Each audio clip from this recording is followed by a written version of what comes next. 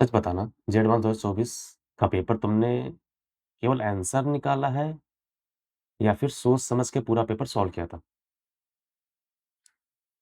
कि JEE advance का जो क्वेश्चन होता है, वो बस केवल आंसर निकालने के लिए नहीं होता। हर क्वेश्चन के पीछे कुछ लॉजिक, कॉन्सेप्ट सब कुछ हिडन होता है। जेईई एडवांस का पेपर एग्ज़ामिनर केवल आंसर के लिए नहीं फ्रेम करता, उसको उसके पीछे बहुत सारी चीज़ें होती हैं। तो अगर तुम्हारा एक भी क्वेश्चन गलत हुआ था, तब ये वीडियो तुम्हारे लिए है। क्योंकि हर क्वेश्चन के सॉल्यूशन में मैंने क्वेश्चन क्या सोच के एग्ज़ामिनर ने बनाया है, क्या फ्रेम करना चाह रहा था, सब कुछ डिस्कस किया है। तो अगर तुम जेईई एडवांस 2026-27 इसका एग्ज़ाम देने वाले हो, तो ये वीडियो तुम्हारे लिए बहुत अच्छा लर्निंग कॉन्सेप्ट होता है हो सकता है। अगर तो विश्वास नहीं है, तो क्या करो बस वीडियो को फ़ास्ट फॉरवर्ड करके किसी एक पॉइंट पे पहुँचो, वो तुम्हारा सिलेक्शन होगा और जस्ट 2-4 मिनट मुझे दो, तब तुम समझोगे एग्ज़ैक्टली ये जो वीडियो बनाया गया है, ये तुम्हें कितना फ़ायदा दे सकता है। बिना किसी टाइम वेस्ट के चलो शुरू करते हैं। वेलकम टू ब्रिलियंट एजुकेशन और अपना समय देने के लिए धन्यवाद। Thank you. हेलो स्टूडेंट्स, सबसे बोला गया है let F X be continuous differential function on interval 0 to infinity और तुम्हें f12 दिया गया है और एक लिमिट है limit t tending to x और ये लिखा हुआ मैं लिखता हूँ इसको प्रॉपर्ली। लिमिट दिया गया है limit of t tending to x t की power 10 F X minus X की power 10 F T upon t की पावर 9 माइनस एक्स की पावर 9 हमारा 1 है और तुम्हें x ग्रेटर देन 0 बोला गया for all x greater than 0 then तुमसे एफ एक्स का वैल्यू पूछा गया है। तो बहुत केयरफुली सुनना, हमें बस केवल लिमिट सॉल्व करना है, उसके बाद हमारा आंसर आएगा। तो t टेंडिंग टू x है, t को हम x रख देंगे तो हमारे पास बनेगा x power 10 fx, x power 10 fx। तो 0/0 फॉर्म है, 0/0 फॉर्म है, तुम क्लियरली इसमें एल हॉस्पिटल रूल लगा सकते हो। ध्यान रहे वेरिएबल t है, वेरिएबल x नहीं है। केयरफुल रहना, वेरिएबल t है। तो t के इसमें डिफरेंशिएट मारो, x एज़ ए कांस्टेंट चलेगा, तो t के इसमें डिफरेंशिएट मारा हो जाएगा। Limit of t tending to x तो बनेगा 10 इंटू t की पावर 9 fx माइनस x की power 10 into f dash t upon 9 9 into t की पावर 8 इज़ इक्वल टू 1। अब ये 0/0 फॉर्म खत्म हो गया। 0/0 फॉर्म खत्म है, तुम t को आराम से x रख सकते हो, तुम्हारे पास आंसर आ जाएगा। तो 10 x की पावर 9 fx माइनस x की power 10 f dash x upon 9 x की पावर 8 इक्वल टू 1 है। तो ये हमारा लीनियर डिफरेंशियल इक्वेशन बनने वाला है, मैं दिखाता हूँ। x की पावर 8 तुरंत डिवाइड मार दो, 10 x fx minus x square f dash x is equal to 9। तो fx को मैं y बोल रहा हूँ ताकि तुम प्रॉपर्ली कैच कर पाओ कि होने क्या वाला है। fx हमारा बनेगा 10xy minus X square D Y by D X is equal to 9। X square से डिवाइड मार दे तो हमारी जगह D Y by D X minus 10 by X times of Y is equal to, हमने क्या किया, हम दोनों इधर उधर ले गए, माइनस 9 बाई एक्स स्क्वायर। बहुत केयरफुली रखना, कोई गलती हमें नहीं चाहिए। हम इन दोनों टर्म को या फिर तुम बोलो माइनस साइन से मल्टीप्लाई कर देना है सीधा। माइनस साइन से मल्टीप्लाई करके हमने माइनस एक्स स्क्वायर से डिवाइड कर दिया। जी, ठीक है ना? तो ये हमारा लीनियर डिफरेंशियल इक्वेशन है, तो हमारा इंटीग्रेशन फैक्टर आ जाएगा ई की power integration of -10 by X DX. तो हमारा बनेगा ई की पावर -10 ln x, बोलो तो हमारा हो जाएगा 1 बाई एक्स की पावर 10। ये हमारा इंटीग्रेशन फैक्टर है, ये पावर -10 ऊपर जाएगा तो 1 बाई एक्स पावर 10 आ जाएगा।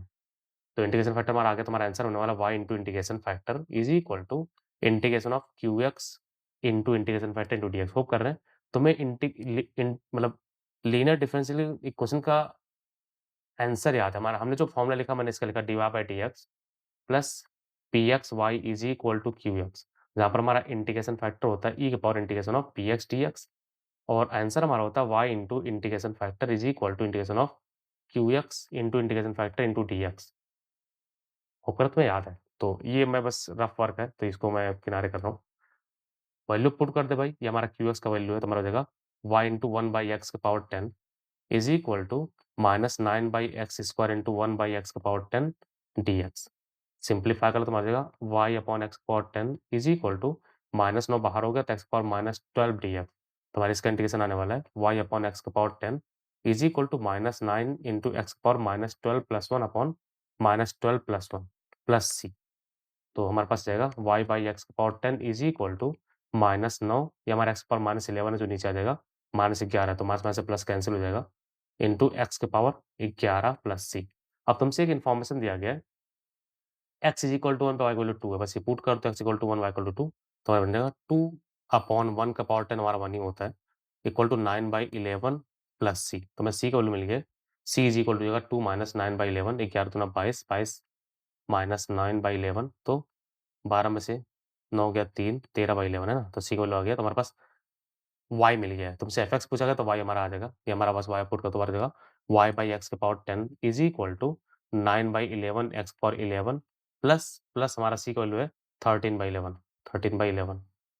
तो यहाँ से y आ गया, x पावर 10 से क्रॉस मल्टीप्लाई कर लो तो y इज़ इक्वल टू हो जाएगा 9/11, 9/11 x की पावर 10 ऊपर है, तो हमारा x power 10 by x power मतलब बाई x पावर 11, तो ये हमारा नीचे x बचेगा प्लस 13/11 x की पावर 10, और यही हमारा fx है। तो होप करें कोई मैच कर रहा है। 9/11, 13/11 x पावर 10, तुम्हारा बी पार्ट क्लियरली मैच करता है। देख लो भाई, 9/11 x प्लस 13/11 x पावर 10। तो बहुत सिंपल सा क्वेश्चन है, तुम्हें पहले क्या करना है, तुम्हें लिमिट प्रॉपर्ली सॉल्व करना है, 0/0 फॉर्म है। लिमिट क्लियर करो, 0/0 फॉर्म इसलिए हम एल हॉस्पिटल रूल लगा सकते हैं, और वेरिएबल t है, वेरिएबल x नहीं है। टी टेंड कर रहा है एक्स को, ठीक ना? तो लिमिट अगर तुम्हारे पास लीनियर डिफरेंशियल इक्वेशन है, अगर लीनियर डिफरेंशियल इक्वेशन को प्रॉपर्ली सॉल्व करो, हमारा आंसर तुरंत आ जाएगा। If you learn something new and like this lesson, please subscribe my channel project education, it means a lot. और डियर, तुम्हें प्ले सेक्शन में बहुत कुछ मिलेगा। Keep learning. Thank you for watching, take care. Hello students, हमसे बोला जा रहा है, a student appears for a Q consisting of the only true false question and answer all the question, means वो सारे क्वेश्चन अटेम्प्ट करने वाला है। The student knows the answer of the some question and guess the answer of the remaining question as usual है। Whenever the student knows the answer of the question ही gives the correct answer, ये भी as usual है। जो भी answer भाई जानता है वो अपना करेक्ट ही लगाएगा, वो गलत नहीं लगाएगा, ठीक है? उसके बाद बोला गया assume that the probability of the student giving the correct answer for a question given that he has guessed it. वो करेक्ट आंसर दे रहा है और ये गेस किया है, उसकी प्रोबेबिलिटी हाफ है। गेस को मतलब मैं जी से लिख रहा हूँ।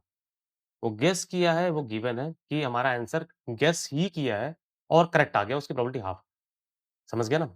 दूसरा है कि assume that the probability of the answer of the being guessed, it is given that student answer is correct।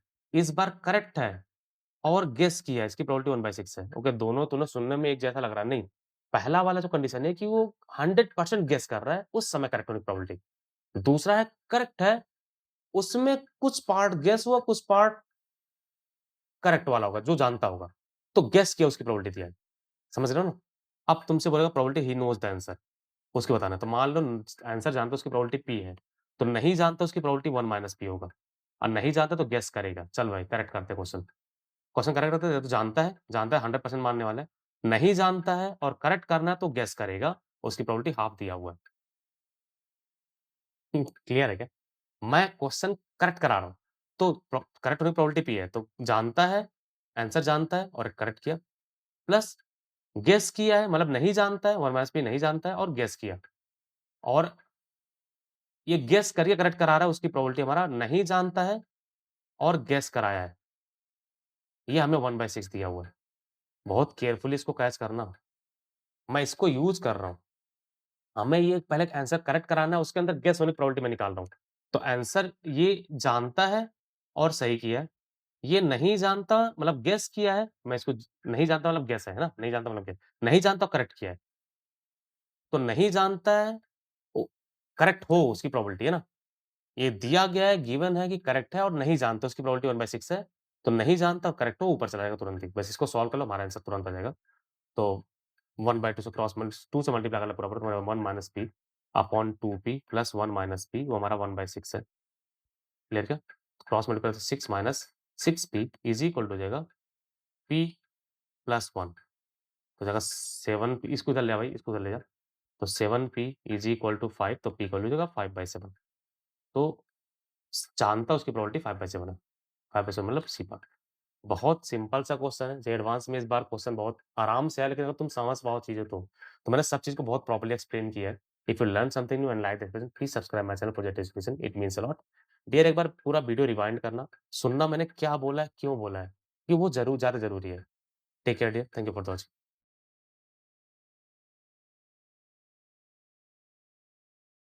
X हमारा सेकंड क्वाड्रेंट के अंदर है, पावर 2 से पाई, और कॉट नेगेटिव है। वो तो होना था, सेकंड क्वाड्रेंट में कॉट नेगेटिव है, ठीक है ना? और तुमसे इसका वैल्यू पूछा गया है, बहुत सिंपल सा ट्रिग्नोमेट्री है, बस बहुत ध्यान देना। यह हमारा पहला पेयर है, मैं पेयर वाइज़ लिखता हूँ। ये हमने दूसरा पेयर लिख दिया, अभी मैं लिखूँगा।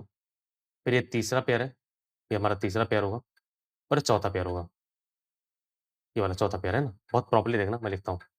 तो sine of 11x/2 into sin 6x, sin 6x ये पहला पेयर है, plus cos of 11x/2 into cos of 6x हमने दूसरा पेयर लिख दिया, plus plus sine of 6x into cos of 11x/2 ये हमने तीसरा पेयर लिख दिया, minus minus sine of 11x/2 into cos of 6x हमने चौथा पेयर लिख दिया। क्लियर ना? अब फॉर्मूला देखना, cos A cos B plus sine A sine B, ये हमारा cos of A minus B का फॉर्मूला है, यानी कॉस ऑफ बचेगा 11x/2 माइनस 6x, प्लस यहाँ पर फॉर्मूला देखना, sine A cos B minus cos A sine B, ये हमारा sine of A minus B का है, मतलब 6x माइनस 11x/2। तो इसको प्रॉपर्ली देखना, तुम्हारा बनेगा cos of -x/2 minus cos minus sine खा जाता है, तो cos x/2 plus sin x/2।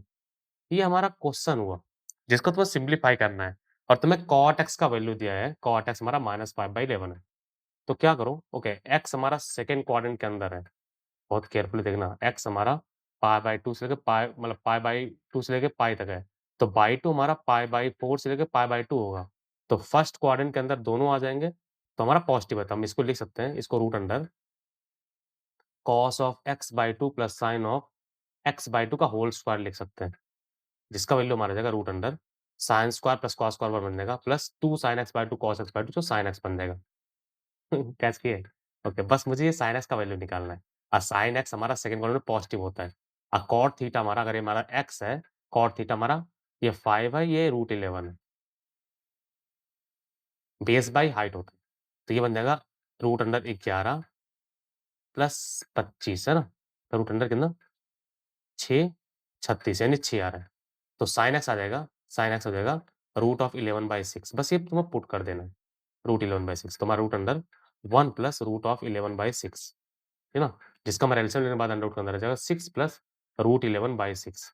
तो क्या करो, 2 से मल्टीप्लाई डिवाइड कर दो, 2 से अंडर अंडर रूट के अंदर ही तुम्हारा बन जाएगा 12 प्लस 2 √11/12 और 12 को तुम लिख सकते हो रूट अंडर 11 का स्क्वायर प्लस 1 का स्क्वायर प्लस 2 √11 अपॉन 12, 12 मतलब 2√3 का होल स्क्वायर और इस पे पूरा अंडर रूट है। मैंने पूरा परफेक्ट स्क्वायर बनाने का तैयारी कर लिया, तो हमारा बन जाएगा रूट अंडर 1 प्लस √11 का होल स्क्वायर अपॉन 2√3 का होल स्क्वायर। तो अंडर रूट से स्क्वायर गायब हो जाएगा, तो बनेगा 1 प्लस √11 अपॉन 2√3। तो होप कर रहे हैं कि कोई ऐसा ऑप्शन होगा। 1 plus root in upon 2 3 B part correct है। बहुत सिंपल सा ट्रिग्नोमेट्री का है, बस तुम्हें प्रॉपर्ली करना है। सेकंड क्वाड्रेंट के अंदर पॉजिटिव है, नेगेटिव है। मैंने अंडर रूट का होल स्क्वायर कैसे किया वो तुम्हें ध्यान रखना है। हमारा एक्स हमारा सेकंड क्वाड्रेंट के अंदर है, तो बाई 2 हमारा π/4 से π/2 हो जाएगा, जो हमारा फर्स्ट क्वाड्रेंट के अंदर चला जाएगा। फर्स्ट क्वाड्रेंट के अंदर साइन कॉस दोनों पॉजिटिव होता है, तुम आराम से काम कर सकते हैं। If you learn something new and like the expression, please subscribe my channel project expression, it means a lot. यार मैंने पूरा प्ले सेशन बना रखा है टॉपिक वाइज, ईयर वाइज, तुम्हें जाओ, तुम्हें बहुत कुछ सीखने को मिलेगा। Keep learning, thank you for watching.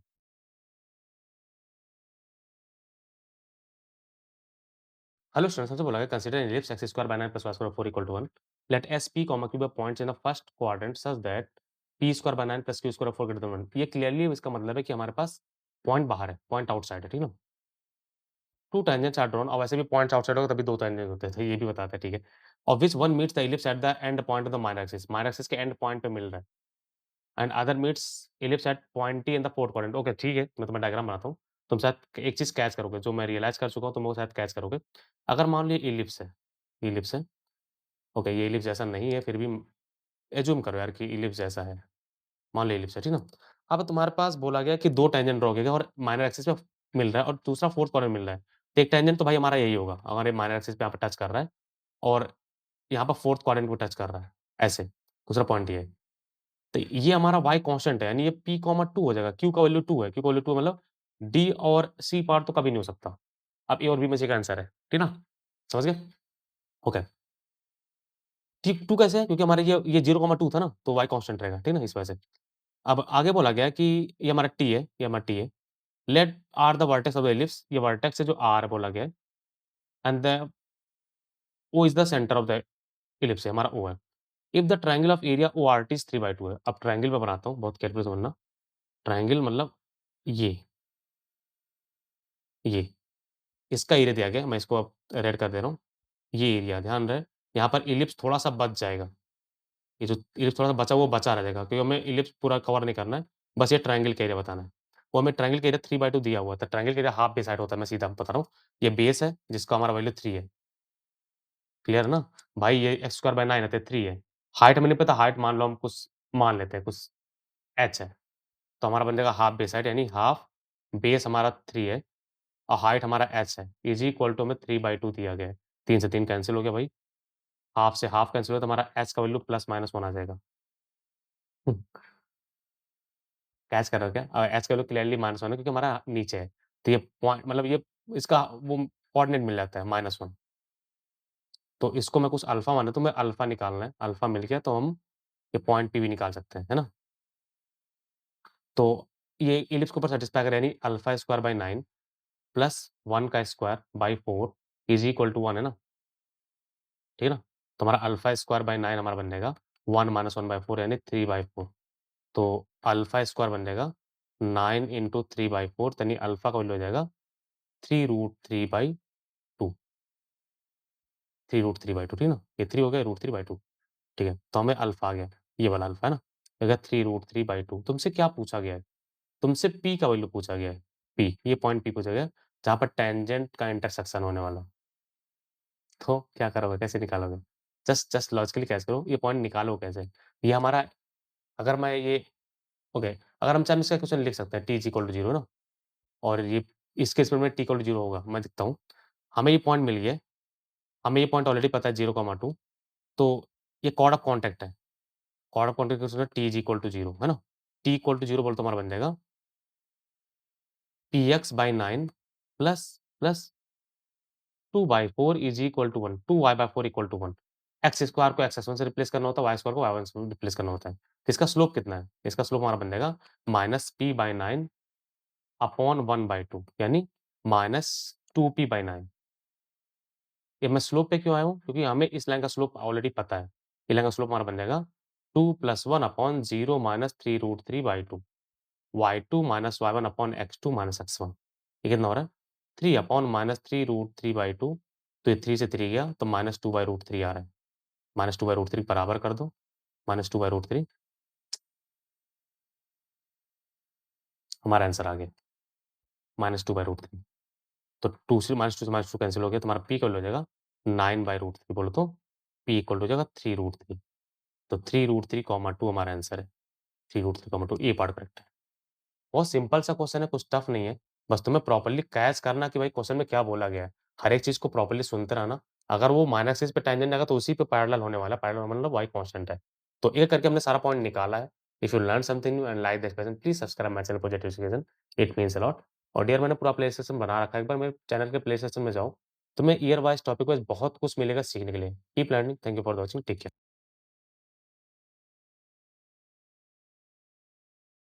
Hello students हमें बोला जा रहा है let s is equal to एक हमारा सेट दिया गया है a प्लस b रूट 2 और a और b इंटीजर्स है ना। T1 दिया गया -1 प्लस रूट 2 पावर n ये हमारा बहुत ध्यान से देखना रूट 2 हमारा 1.414 होता है 1.414 माइनस 1 बोले तो 0.414 का पावर n मीन्स एक फ्रैक्शन का पावर n है। अब फ्रैक्शन का पावर लगातार बढ़ाते रहेंगे तो हमारा और लगातार वो कम होता रहेगा। ये T1 जो हमारा है वो हमेशा 1 से छोटा होगा और ये हमारा 1 से बड़ा नंबर है 1 से बड़ा नंबर ये लगातार 1 से बड़ा होता रहेगा। ठीक है ना? अभी मैं क्वेश्चन बस रीड कर रहा हूँ, इस बात का ध्यान रहे। तो which of following statement is true? अब तुम जब इसको ओपन करोगे एक आध चीज़ और ध्यान दो, जब तुम ओपन करोगे 1 प्लस रूट 2 के पावर n को जब तुम ओपन करो तुम्हारे पास एक ऐसे नंबर से अगर बाइनोमियल से ऊपर है तो हमारी जगह NC0 plus NC1 root 2 plus NC2 root 2 का स्क्वायर प्लस NC3 रूट 2 का क्यूब ऐसे हमारा चलता रहेगा। लास्ट में हमारा जाएगा NCn रूट 2 पावर n। अब बहुत केयरफुल देखना जब रूट 2 का पावर इवन नंबर होगा तो वो पूरा-पूरा इंटीजर बन जाएगा। तो कुछ पार्ट इंटीजर होगा जिसको a बोला गया है। मीन्स यहाँ पर a बोला गया तो मैं a यूज़ कर देगा तो मैं नहीं बोल रहा।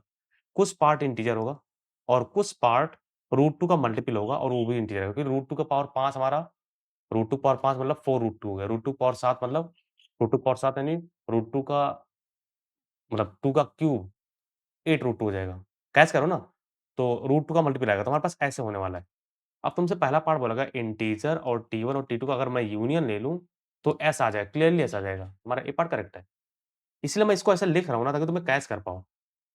एस हमारा a प्लस b रूट 2 जैसा और a और b इंटीजर्स जैसे हैं। तो कोई ना कोई हमारा n ज़रूर इसको सैटिस्फाई करेगा। एस का सबसेट है मीन्स इक्वल नहीं है, ये सबसेट है। मीन्स ये जो हमारा आने वाला है, जो इसका यूनियन होगा, जो मर्जिंग आएगा, अब एक फ्रैक्शन है और इसको जो तुम ओपन करोगे तो बस ऐसे आने वाला है। इसको ओपन करने पे कुछ t माइनस रूट 2 s जैसा होगा।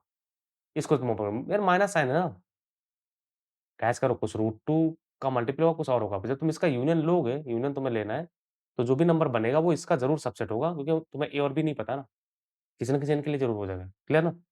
बी पार्ट बोला गया है T1 और इसका इंटरसेक्शन होगा 5 होगा। अब T1 क्या है? T1 एक फ्रैक्शन है और 0 से लेके 1/2024 में ज़रूर कहीं न कहीं n पे वो लाई कर जाएगा। ये गलत है। ये फ्रैक्शन है, फ्रैक्शन और ये भी क्या है? फ्रैक्शन है। किसी न किसी n के लिए ये जी यार ओके, इस बात को समझना, ये 0 से लेके 1/2024 है, 1/2024। तो ये 1/2024 देखो, बस तुम्हें फँसाना चाह रहा था कि तुम ये सोचो 2024 के टर्म में आने वाला है। ऐसा कुछ होने वाला नहीं है। मीन्स एक फ्रैक्शन का इंटरसेक्शन एक फ्रैक्शन से लेंगे तो कुछ ना कुछ ज़रूर आ जाएगा। पहला पार्ट गलत है। मतलब बी पार्ट गलत है। सी पार्ट बोला गया T2 और 2024 के आगे इन्फिनिटी अगर हम इंटरसेक्शन लें, तो कुछ नहीं आएगा। ये भी गलत है। आएगा, ज़रूर आएगा। कुछ नहीं आएगा, वो बराबर नहीं है, तो ये करेक्ट है। भाई T2 और इसका इंटरसेक्शन बहुत सारा टर्म आने वाला है, क्योंकि ये 1 से बड़ा है ना, 1 से बड़ा का पावर है ना हमारा, 1 से बड़ा हो।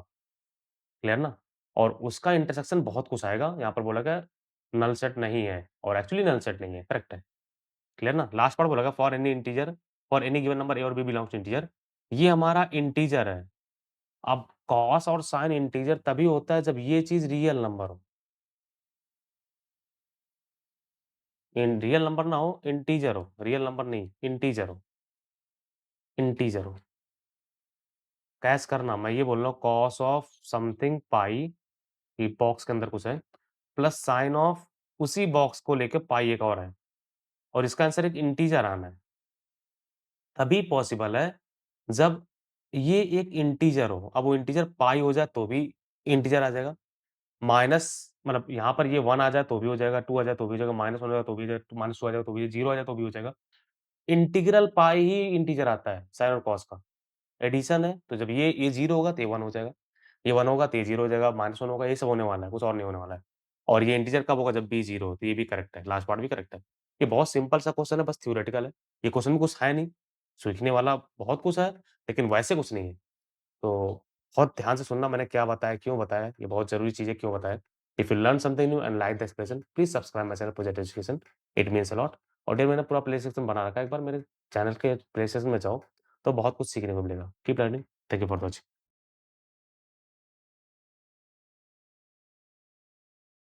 हेलो स्टूडेंट्स, हमसे बोला गया है let R square denote R cross R और एस तुम्हारा एक सेट दिया गया है ABC, ABC belongs to R है और एक quadratic question x square plus 2bxy plus 3y square greater than 0 और ऑल एक्स वाई जहाँ पर एक्स और वाई 0 0 नहीं है, तो कौन सा करेक्ट हमसे पूछा गया है। तो क्वाड्रेटिक को मैं ढंग से लिखता हूँ, इसको अच्छे से समझते हैं हम लोग।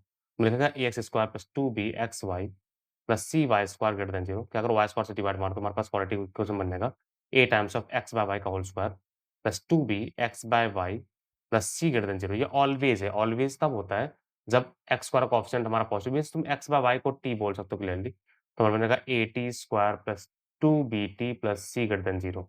इक्वालिटी कैसे ऑलवेज पॉजिटिव तभी होगा जब हमारा ए पॉजिटिव होगा, डी नेगेटिव हो। तो ए पॉजिटिव हमारा क्लियरली होगा, डी नेगेटिव बोले तो 4b square minus 4ac less than 0, यानी B square minus AC less than 0 होना चाहिए, है ना? अब इसको अच्छे से एक बार और समझ लेते हैं। तो यानी बी स्क्वायर हमारा ए से छोटा होना चाहिए, ऐसे ऐसे है ना? तो बी स्क्वायर ऑलवेज़ पॉज़िटिव होता है, ए पॉज़िटिव है, सी को भी पॉज़िटिव होना पड़ेगा। ये हमारा तीसरा कंडीशन अपना पा रहा है। मैं इसको यूज़ करूँगा, आगे जाके यूज़ करूँगा इसलिए मैं बोल रहा हूँ। अब तुमसे बोला 2 और 7/2 और 6 इसके अंदर है क्या? अगर होगा तो बी स्क्वायर ए से छोटा होगा। तो बी स्क्वायर बनेगा 49/4 और एसी हमारा है 12। तो क्लियरली 49/4 बड़ा है, तो हमारा ए पार्ट आंसर नहीं है। क्लियर ना? बी पार्ट बोला गया 3b 1/12 एस के अंदर है क्या? अगर ऐसा हुआ फिर से वही काम होने वाला है। बी स्क्वायर हमारा ए से छोटा होना चाहिए यानी 1/4 से छोटा होना चाहिए। तो यानी 4b स्क्वायर लेस देन 1 यानी हमारे पास ये फैक्टराइज़ होगा 2b plus 1 into 2b minus 1 less than 0। तो हमारा जो b आएगा, b belongs to minus half से प्लस हाफ आ जाएगा। तो नंबर लाइन सिस्टम बना के आराम से कर सकते हो। Number line system means minus half, plus half और कनेक्ट किया, मे बी करो यार प्लस माइनस प्लस तुम्हारे पास ये आ गया। और तो 2b हमारा जो होगा 2b बिलॉन्ग्स टू हो जाएगा -1 से +1 और -1 से +1 होने का मतलब क्या है कि हमारा जो 2b का मॉड है वो 1 से छोटा है, तो क्लियरली बी पार्ट करेक्ट है। क्लियर ना? सी पार्ट पे आते हैं। सी पार्ट बोला गया for any given ABC the system of equation has unique solution. अब ये स्ट्रेट लाइन है, स्ट्रेट लाइन हमारा ओरिजिन से पास हो रहा है। सॉरी ओरिजिन के पास हो स्ट्रेट लाइन हो रहा है। स्ट्रेट लाइन के 2 स्ट्रेट लाइन के यूनिक सॉल्यूशन तभी होते हैं जब वो नॉन पैरेलल हो। तो नॉन पैरेलल मतलब दोनों का स्लोप बराबर ना हो। तो हमारा पहला का स्लोप है minus A by B, minus A by B, minus B by A नहीं minus A by B sorry, minus A by B और दूसरे का स्लोप है minus B by C, minus B by C. तो ये बराबर नहीं होने से यानी B square not equal to A C और एक्चुअली ऐसा है क्योंकि तुम्हें ऑलरेडी पता है कि बी स्क्वायर हमारा ए से छोटा है। तो ए से अगर छोटा है तो फिर वो बराबर कैसे हो जाएँगे? एक बड़ा एक छोटा होगा ना? तो हमारा क्लियरली सी पार्ट करेक्ट हो जाता है। लास्ट पार्ट बोलेगा for the given equation the system of linear equation has unique solution. Clearly तुम्हें दिख रहा है 0 से पास हो रहा है, 0 से पास हो रहा है तो यूनिक सॉल्यूशन आ गया। इसको मैट्रिक्स से समझो। तो मैट्रिक्स हमारा ये होमोजेनस फॉर्म है देखो ना, something times of x plus something time y equal to 0 ऐसा करके होमोजेनस मीन्स हमारे पास ऐसे है, Ax is equal to origin ऐसे है। तो ये इसका यूनिक सॉल्यूशन तभी होता है जब determinant of a non zero. तो बस डिटरमिनेंट ऑफ ए निकाल लो, डिटरमिनेंट ऑफ ए हमारा बन जाएगा ऑफ a प्लस 1 क्या-क्या? a प्लस 1 b और c प्लस 1 b बी और सी प्लस 1 इसका डिटरमिनेंट निकाल लो, अगर वो नॉन जीरो प्रूफ हो गया तो हमारा क्लियरली यूनिक सॉल्यूशन होने वाला है, तो हमारा बन जाएगा A plus 1 times of C plus 1 minus B square. ये बन जाएगा AC plus A plus B plus 1 minus B square. तो एसी माइनस बी स्क्वायर हम एक साथ रख देंगे प्लस ए प्लस सी है, ए प्लस बी नहीं है, ए प्लस सी है। यहाँ पे बी कैसे आ गया? सी है प्लस सी, ए प्लस सी प्लस 1 और क्लियरली तुम्हें दिखा था बी स्क्वायर हमारा ए से छोटा है। हमने निकाल रखा है ना बी स्क्वायर लेस देन सी, कहाँ पे निकाला हमने? ये रहा। यानी एसी जो है वो बी स्क्वायर से बड़ा है। तो AC minus B square positive होगा। तो हमारा ये चीज़ पॉज़िटिव है, ए भी पॉज़िटिव है, बी सी भी पॉज़िटिव है, तो हमारा सब कुछ पॉज़िटिव है। यानी हमारा जो मॉड ए आएगा वो एक पॉज़िटिव नंबर आ गया। मॉड ए हमारा एक पॉज़िटिव नंबर है, यानी वो नॉट इक्वल टू 0 है और नॉट इक्वल टू 0 हमारा क्लियरली क्या हो रहा है? यूनिक सॉल्यूशन होगा। ये मैट्रिक्स से आ रहा है यार। तो ये बहुत आसान सा क्वेश्चन है, बस तुम्हें ढंग से सॉल्व करना है। तो if you learn something new and like this lesson, please subscribe my channel project education, it means a lot.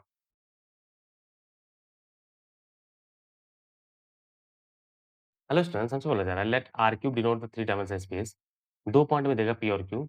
Late DIST XY denote the distance between 2 points x and y in in space में, है ना? तो S हमारा 2 set है हमारा S set है, एक T set है। तो पहले मैं एस और टी को सॉल्व करता हूँ। तो मान लो हमारे पास जो एक्स अननोन पॉइंट है, वो unknown point x, y, z है। तो एक्स, वाई, जेड का पी से डिस्टेंस हमारा बनेगा एक्स माइनस 1 का स्क्वायर, वाई माइनस 2 का स्क्वायर प्लस जेड माइनस 3 का स्क्वायर। का अंडर रूट होगा, उसका होल स्क्वायर, तो अंडर रूट होल स्क्वायर क्या बचेगा? माइनस। माइनस क्यू से निकालते हैं तो हमारा बनेगा एक्स माइनस 4 का स्क्वायर प्लस वाई माइनस 2 का square plus plus z minus 7 का स्क्वायर इज़ इक्वल टू 50 है। बस इसको सिम्प्लीफाई करो, तो वाई माइनस 2 का स्क्वायर, वाई माइनस 2 का स्क्वायर कैंसल हो जाएगा। ये ए स्क्वायर माइनस बी स्क्वायर तुम आराम से लगा सकते हो, तुम्हारे पास बन जाएगा एक्स माइनस 1 का स्क्वायर माइनस एक्स माइनस 4 का स्क्वायर प्लस जेड माइनस 3 का स्क्वायर माइनस जेड माइनस 7 का स्क्वायर इज़ इक्वल टू 50। तो A square minus B square हमारे पास हो जाएगा x minus 1 plus x minus 4, ये होगा A plus B into A minus B बोले तो हमारा एक्स एक्स कैंसल हो जाएगा। हमारे पास क्या बचेगा? बन जाएगा माइनस 1 प्लस 4 कैसे करना भाई? ए प्लस बी तुम्हारा ये हो गया, ए माइनस बी तो ये माइनस है ना, तो माइनस एक्स एक्स कैंसल होगा, प्लस हो जाएगा। प्लस ऐसे ही z minus 3 plus z minus 7 into z minus 3 minus z plus 7 is equal to 50 है। तो ये जेड से जेड कैंसल हो रहा है। तो यहाँ पर क्या बचा? यहाँ पर बन गया हमारा 2x है, तो 2x हमारा 6x हो जाएगा। 6x और यहाँ माइनस 5 है, तो माइनस 5 प्लस इंटू 3 है ना, 15 हो जाएगा। माइनस 15 मैं क्या कर रहा हूँ? प्लस 15 कैसे होगा? माइनस 15 होगा। माइनस 5 इंटू 3 माइनस 15 है ना? यहाँ पर क्या आ रहा है? यहाँ पर 2 जेड है और यहाँ पर हमारा 4 मल्टीप्लाई, तो हमारा 8 जेड प्लस 4 से मल्टीप्लाई होगा, तो यहाँ पर माइनस 10 है। तो माइनस 10 इंटू 4 बोले तो माइनस 40 इज़ इक्वल टू 50 है। तो हमारे पास रहेगा 6x plus 8z is equal to 90, 90 और 15 105 हमारा पहला इक्वेशन है और ये क्लियरली प्लेन है। ये बहुत क्लियरली इसको देखो, हमारा एक प्लेन है, एक्सजेड प्लेन है। y 0 है ना, एक्सजेड प्लेन है ना? ये हमारा s है। इस बात का ध्यान रखना, ये हमारा s का इक्वेशन हमें मिल गया। अब t का निकालते हैं, तो t हमें बोला गया था कि q से डिस्टेंस का स्क्वायर माइनस p से डिस्टेंस का स्क्वायर। तो क्यू से डिस्टेंस का स्क्वायर माइनस पी, हमने हमने यहाँ पे क्या निकाला था? हमने पी से डिस्टेंस का माइनस क्यू का डिस्टेंस का स्क्वायर निकाला था। एक माइनस साइन आ जाएगा यहाँ पर एक माइनस साइन आएगा और कुछ आएगा नहीं। तो मैं टी डायरेक्टली लिख रहा हूँ। तो टी हमारा हो जाएगा -6x + 15 -8z + 40 = 50। होप करो तो मैं कैच कर पा रहा हूँ। बस एक माइनस साइन ही तो है यार। ये क्यू पहले है, पी बाद में है, कुछ और नहीं है। तो हमारे पास सबको उधर ले जाओ। तो 6x + 8z = इस 50 को इधर ले आओ भाई। इस 50 को इधर लाओ तो हमारे पास यहाँ पर 5 बचेगा। ये दूसरा इक्वेशन है जो हमारा टी है। ये दोनों पैरेलल प्लेन है, बहुत क्लियरली देखो, इन पैरेलल प्लेन के बीच का मैं डिस्टेंस अगर निकालूँ, तो हमारा बनेगा C1 - C2 100 अपॉन 6 का स्क्वायर 10 का स्क्वायर जो हमारा 6 का स्क्वायर 8 का स्क्वायर, तो 64 + 36 100 होता है, 100 हमारा 10 तो हमारा इसके बीच का डिस्टेंस 10 है। अगर इनके बीच में यूज़ हुआ तो हम वो कर लेंगे, ठीक है। अब ऑप्शन पढ़ते हैं, तो बोला there is a triangle whose area is 1 and all of which vertices from S. भाई एक ये हमारा एस एक प्लेन है और एक प्लेन में बहुत सारे ट्रायंगल होंगे जिसका एरिया 1 होगा, तो सही है। ये triangle whose area is 1 correct है ना? बोला there are 2 distinct point LM in T such that each point on the line segment LM all और शुड। यार प्लेन के ऊपर तुम 2 पॉइंट लोगे, तो लाइन सेगमेंट तो बन ही जाएगा ना, वो T के अंदर ही रहेगा। तो बी पार्ट भी करेक्ट है। इससे तुम्हें बस केवल क्वेश्चन पढ़ना है, बस तुम्हें ये रियलाइज़ करना था एस और टी दोनों प्लेन आ रहा है। सी पार्ट बोला there are infinitely many rectangle parameter 48 two of which vertices are S and two of which are vertices from T. आप क्लियरली कैच करो, हमारे पहला प्लेन है और इसी के पैरेलल हमारा दूसरा प्लेन भी है और इनके बीच का जो डिस्टेंस है वो 10 है। तो अगर तुम रेक्टेंगल बना रहे हो तो हमारे पास 2 पॉइंट यहाँ पर, 2 पॉइंट यहाँ पर तुम लेने वाले हो और ये 10 है, तो ये भी 10 है। तो 20 तो ही बन गया, है ना? रेक्टेंगल बना रहे हो यार, रेक्टेंगल बना रहे हो, तुम्हारे पास ये तो बड़ा ही होगा ना, मीन्स छोटा तो लेने वाले हो ना। तो क्लियरली 48 तुम्हारा बन जाएगा, इन्फिनिटली में नहीं होंगे, सही है। लास्ट पार्ट पे आते हैं, लास्ट पार्ट बोला गया there are square of perimeter 48 two of which vertices S and 2 are from T. Okay, यहाँ पर लोग गलती करते हैं, अब इसको समझना, मीन्स मैं इसको बनाता हूँ। हमें बोला गया है कि हमारे पास 2 प्लेन हमने यहाँ पे क्लियरली बना भी रखा है, 2 है। अब ये मैं मिटा रहा हूँ, ये मैं मिटा रहा हूँ, ये मैंने रेक्टेंगल के लिए तुम्हें समझा दिया। अब आते स्क्वायर के लिए। तो ये थोड़ा एक प्रॉब्लम है, लोग विजुअलाइज़ नहीं कर पाते। मैं भी पहली बार में गलत कर गया, अब मैं विजुअलाइज़ में कराता हूँ। हमें स्क्वायर बनाना है इस 2 प्लेन में, 2 वर्टिसेस एस में होना चाहिए, हमारा एस है और टी है और इनके बीच का डिस्टेंस 10 है, तो ऐसा लगता है कि ये नहीं पॉसिबल है, जबकि प्रॉपर्ली समझना, अगर हम मान लें कि एक साइड ये ले लें और एक साइड ये ले लें तिरछा और इसको मैं जॉइन कर दूँ, ये तुम्हें शायद समझ में थोड़ा प्रॉब्लम हो सकता है, मे बी समझना। 48 मतलब सब साइड 12 होने चाहिए, पॉसिबल है यार, पॉसिबल है। ये तुम्हें डायग्राम शायद कैच कर रहा होगा, तुम शायद ये डायग्राम समझ पा रहे हो। ये पॉसिबल है, आराम से पॉसिबल है। मीन्स हमारे पास एक प्लेन है, एक साइड इस पे है, अगला साइड अगर मैं उसके जस्ट नीचे तो हमारा 10 हो जाएगा डिस्टेंस। मैं तिरछा कर दूँगा, ऐसे। तो 12 हम बना सकते हैं, आराम से बना सकते हैं और ऐसे इन्फिनिटली भी नहीं होंगे। क्या पूछा गया लास्ट पार्ट में देखना, लास्ट पार्ट बोला गया देयर इज़ अ स्क्वायर, एक ही पूछा है। पॉसिबल है यार, लास्ट पार्ट भी करेक्ट है। यहाँ पर लोग गलती कर रहे हैं, लास्ट पार्ट लोग बहुत सारे लोग बोल रहे हैं लास्ट पार्ट गलत है, जबकि लास्ट पार्ट करेक्ट है। तुम पूरे इंडिया के सारे जो भी कोचिंग प्रेस्टीजियस कोचिंग इंस्टीट्यूट है, उनके सॉल्यूशन देखना वो लास्ट पार्ट गलत बोल रहे हैं, जबकि करेक्ट है। जे एडवांस ने करेक्ट बोला है ये, ठीक है ना? If you learn something and like the expression please subscribe my channel project education, it means a lot. Dear मैंने पूरा प्लेलिस्ट सेक्शन बना रखा है, वहाँ पर टॉपिक वाइज़, ईयर वाइज़ सब कुछ तुम्हें मिल जाएगा। जाओ सीखो और अपने दोस्तों के साथ भी शेयर करो। Thank you for watching, take care.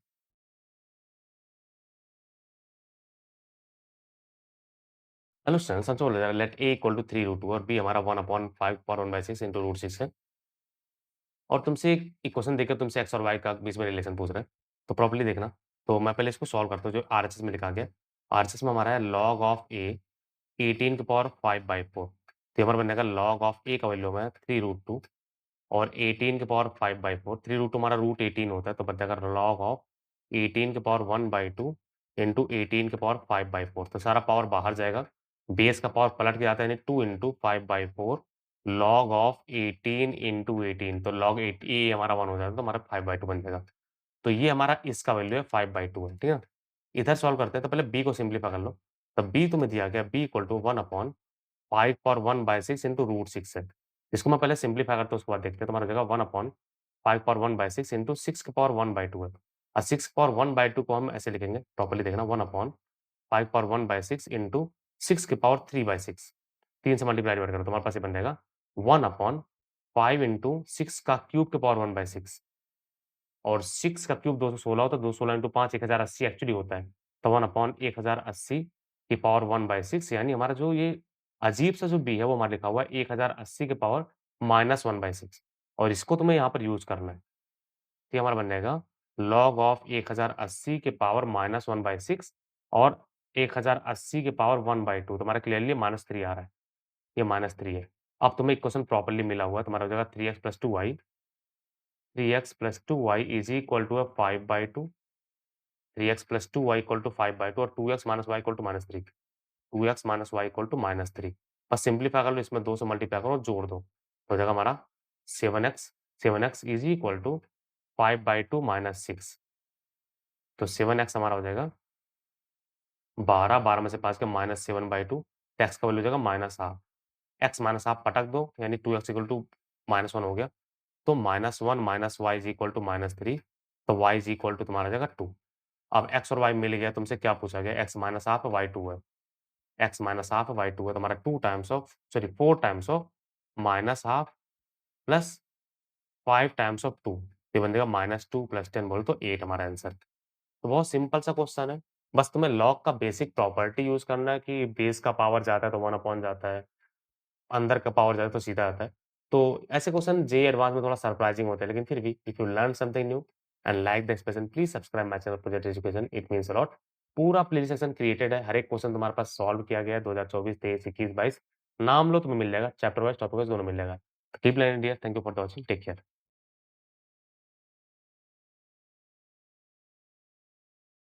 Hello students, हमसे बोला जा रहा है fx is equal to x power 4 plus x cube plus B x square plus C B are polynomial with real coefficient मतलब है कि ए बी सी सब real number है सच दैट एफ ऑफ 1 हमारा माइनस ना हो और तुम्हें आई रूट थ्री इसका रूट है। अभी जो दिखा गया है इसको बहुत केयरफुली देखना। ये 3x² + 2bx is equal to 0 x common ले लो तो हमारी जगह 4x² + 3ax + 2b is equal to 0 तो x इज़ इक्वल टू 0 होगा और यहाँ से ये रूट आया हुआ है। तो अगर एक रूट आई रूट थी तो दूसरा रूट हमारा माइनस आई रूट थी मीन्स अल्फा प्लस बीटा जो हमारा है वो -3a/4 है और अल्फा इंटू बीटा जो हमारा है वो 2b/4 है और इसका सम 0 है भाई -i√3 अगला रूट होगा। क्योंकि रूट पेयर में एग्जिस्ट करता है। हमारे पास यहाँ से आएगा -3/4 तो a इक्वल टू सीधा 0 आ गया और ये 0 यहाँ पर हमारा मल्टीप्लाई कर लो तो i√3 into -i√3 is equal to 2b/4 है। तो √3 3 बन जाएगा और आई स्क्वायर -1 होता है। तो -1 इंटू आई स्क्वायर तो हमारा -1 तो -1 प्लस हो जाएगा। तो हमारा 3 इज़ इक्वल हो जाएगा b/2 तो हमारा b का वैल्यू 6 आ जाएगा। क्लियर है क्या? बहुत केयरफुली देखना। क्वाड्रेटिक के अगर इमेजिनरी रूट्स है तो पेयर में एक्जिस्ट करता है। तो अगर एक प्लस है दूसरा माइनस होगा। क्लियर ना? तो हमारा i√3 अगर एक है दूसरा -i√3 होगा। इसको मल्टीप्लाई करो आई स्क्वायर तुम्हारा -1 हो जाएगा तो हमारे पास प्लस हो जाएगा √3 तो 3 हो जाएगा। तो 3 हमारा b/2 तो b का वैल्यू 6 है। अभी इसको एफएक्स में पुट कर दो। तो एफएक्स हमारा जो लिखा गया था, एफएक्स हमारा था x की power 4 plus ax cube plus bx square plus c put करके हमारा यही था। ठीक ना? तो a0 तुम्हारा एफएक्स हमारा आ जाएगा x की power 4 plus 6x square plus c। अब c का वैल्यू निकालने के लिए मैंने इन्फॉर्मेशन दिया f ऑफ 1 हमारा -9 है। तो x इक्वल टू 1 पे y c का वैल्यू y का वैल्यू -9 है। तो -9 equal to 1 plus 6 plus c तो c का वैल्यू हमारा आ जाएगा हमारे ये 7 हो गया तो 7 हो जाएगा तो -9 -7 बोलो तो -16। तो हमारे पास fx अब क्लियर आ गया है। fx हमारा हो जाएगा x की power 4 plus 6x square -16। Clear क्या? है ना? उसके बाद इसको फैक्टराइज़ करो तो हमारे पास क्या हो रहा है? ये फैक्टराइज़ हो रहा है क्या? 4 चौके 16 तो 4 4 नहीं है, तो 16 और कैसे आता है? 8 दूना 16 तो हमारा फैक्टर हो जाता है x power 4 plus 8x square minus 2x square minus 16 तो हमारे पास यहाँ से एक्स स्क्वायर कॉमन आ गया। तो x square plus 8 minus 2 common लेते तो हमारा एक्स स्क्वायर प्लस 8 तो हमारे पास एफ एक्स का वैल्यू आ जाएगा x square plus 8 times of x square minus 2 तो 4 रूट हमें क्लियरली मिल गया x square plus 8 is equal to 0 तो x is equal to -8 x square equal to -8 तो हमारे पास बन जाएगा x is equal to root under -8 जो हमारा बन जाएगा 2√2 आयोटा। 8 का हमारा 2√2 हो जाएगा और अंडर रूट 1 माइनस आयोटा था। तो हमारा ये प्लस माइनस के साथ चलेगा, ठीक है ना? 2 रूट यहाँ पर है और x square is equal to 2 तो हमारा एक्स का जो वैल्यू आने वाला है, एक्स का वैल्यू प्लस माइनस √2 आएगा। तो हमसे शायद स्क्वायर में पूछा गया था, हमने बेवजह निकाल लिया। हमने alpha 1 square, alpha 2 square, alpha 3 square, alpha 4 square का मॉड का स्क्वायर पूछा गया था हमारे पास हर सबके मॉड का स्क्वायर यहाँ पर जो 2 वैल्यू थे हमारा 8 था, है ना? तो 8 प्लस 8 प्लस यहाँ पर हमारा मॉड का स्क्वायर शायद 2 था। हो गया मॉड का स्क्वायर हमारा 2 है। तो 2 प्लस 2 ये हमारा आंसर है, तो हमारा 20 आंसर है। बहुत सिंपल सा है। ओके 8 में कैसे बोलूँ अगर तुम्हें ये समझ में नहीं आ रहा है, तो अल्फ़ा 1 अल्फ़ा 2 यहाँ पर है, अल्फ़ा 3 अल्फ़ा 4 यहाँ पर है। कोई कहीं भी कोई फ़र्क नहीं पड़ता, चारों रूट हमने निकाल लिए। तो बहुत सिंपल सा है, ये क्वाड्रेटिक क्वेश्चन का और कॉम्प्लेक्स नंबर का मिक्स अप क्वेश्चन है, लेकिन आसान है। तो if you learn something new and like the expression, please subscribe my channel project education, it means a lot. यार मैंने पूरा प्ले सेशन बना रखा है, टॉपिक वाइज़, ईयर वाइज़ सब कुछ बना हुआ है। तुम्हें डिफरेंट मिलेगा जो मतलब तुम फ़ील करोगे यार मीन्स ये किताबी सॉल्यूशन करके नहीं है। Keep learning dear, thank you for the watching, take care.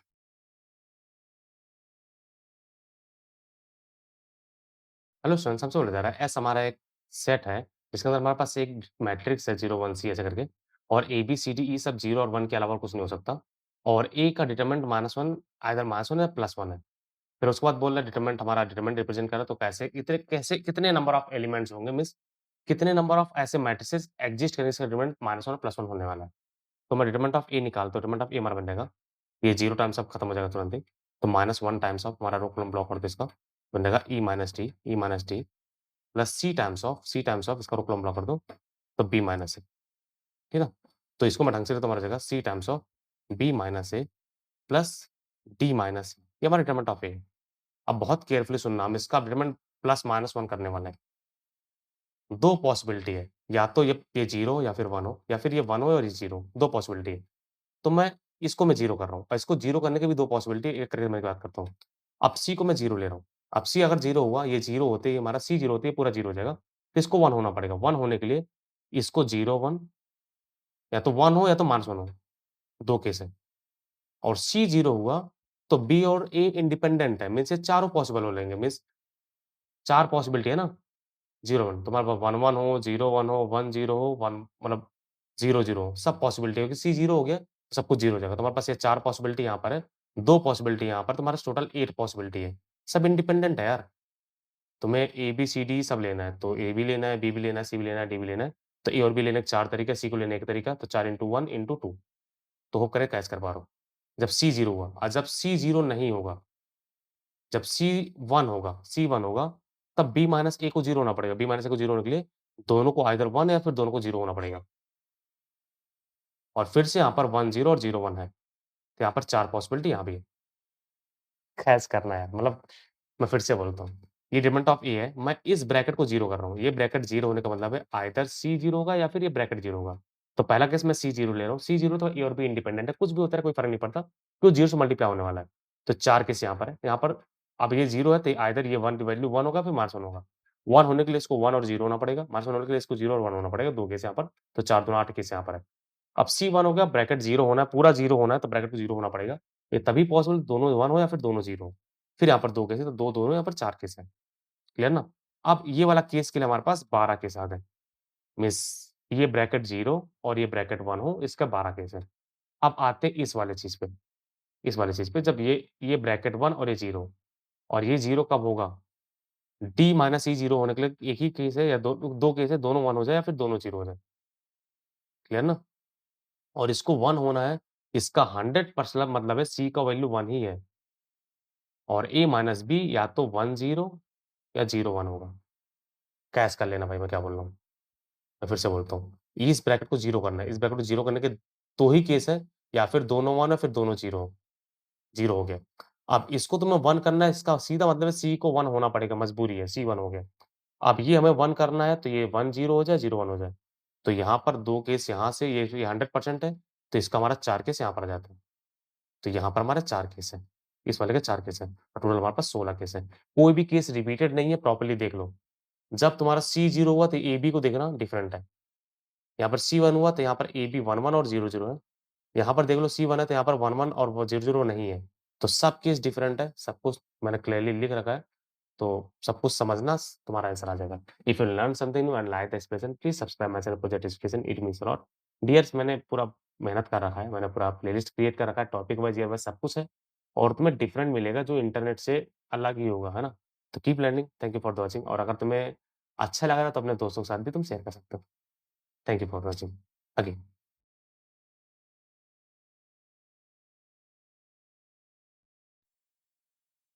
Hello students, हमसे बोला गया the group of 9 students S1, S2, S3, SMR, S9 है to be divide into 3 team XYZ of the size 2, 3, 4 means XYZ में इसमें 2 बंदे होंगे, इसमें 3 होंगे, इसमें 4 होंगे, ठीक है ना?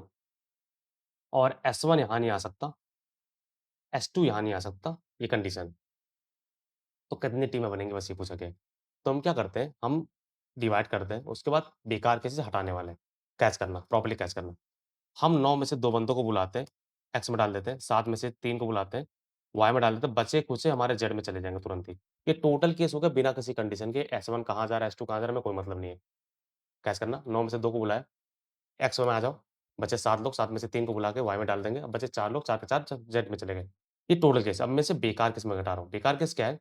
बेकार केस मैं लिखता हूँ, S1 एक्चुअली एक्स में चला गया, वाई में S2 जा रहा नहीं जा रहा हमें मतलब नहीं, S1 एक्चुअली एक्स में गया, मुझे ये बेकार केस है, वो नहीं चलेगा। वाई में हो सकता है S2 जा भी जाए, चला भी जाए, हो सकता है ना भी जाए, दोनों केस हो सकते हैं।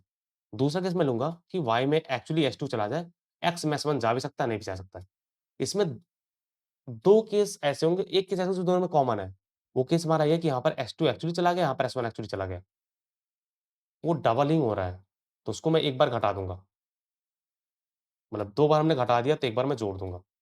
कैच करना। अब मैं बेकार केस हटा रहा हूँ, बेकार केस में क्या बोल रहा हूँ कि एक्स में S1 को भेज दो, एक्स में S1 को भेज दो, S2 वाला वाई में जा रहा नहीं जा रहा मतलब नहीं, चला गया तो भी ठीक है, नहीं गया तो भी ठीक है। कैच करोगे? ये एक केस है, बेकार था हटा दिया। दूसरा केस मैं बोल रहा हूँ कि S2 को वाई में भेज दो। अब S2 को वाई में भेज दिया, गारंटी भेज दिया, तो S1 एक्स में तो जाएगा तो नहीं जाएगा। चला गया और इससे पहले वाले में भी S1 जा चुका था, S2 भी जा चुका था। तो ये दोनों सेम केस हो गए।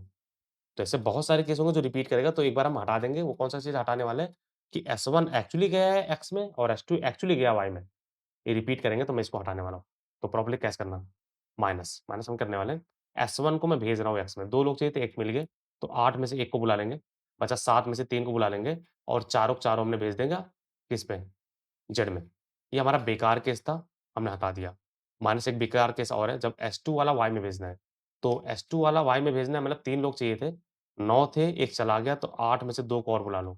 ये हमारा वाई का है। अब बचे 6, 6 में से 2 को इधर भेज दो और 4 के चारों हमारे जेड में भेज दो। पहले मैं वाई भर रहा हूँ, फिर एक्स भर रहा हूँ, फिर जेड भर रहा हूँ। भाई 3 चाहिए थे, S2 ऑलरेडी जा गया है, तो 2 और चाहिए तो 8 में से 2 को बुला लेंगे।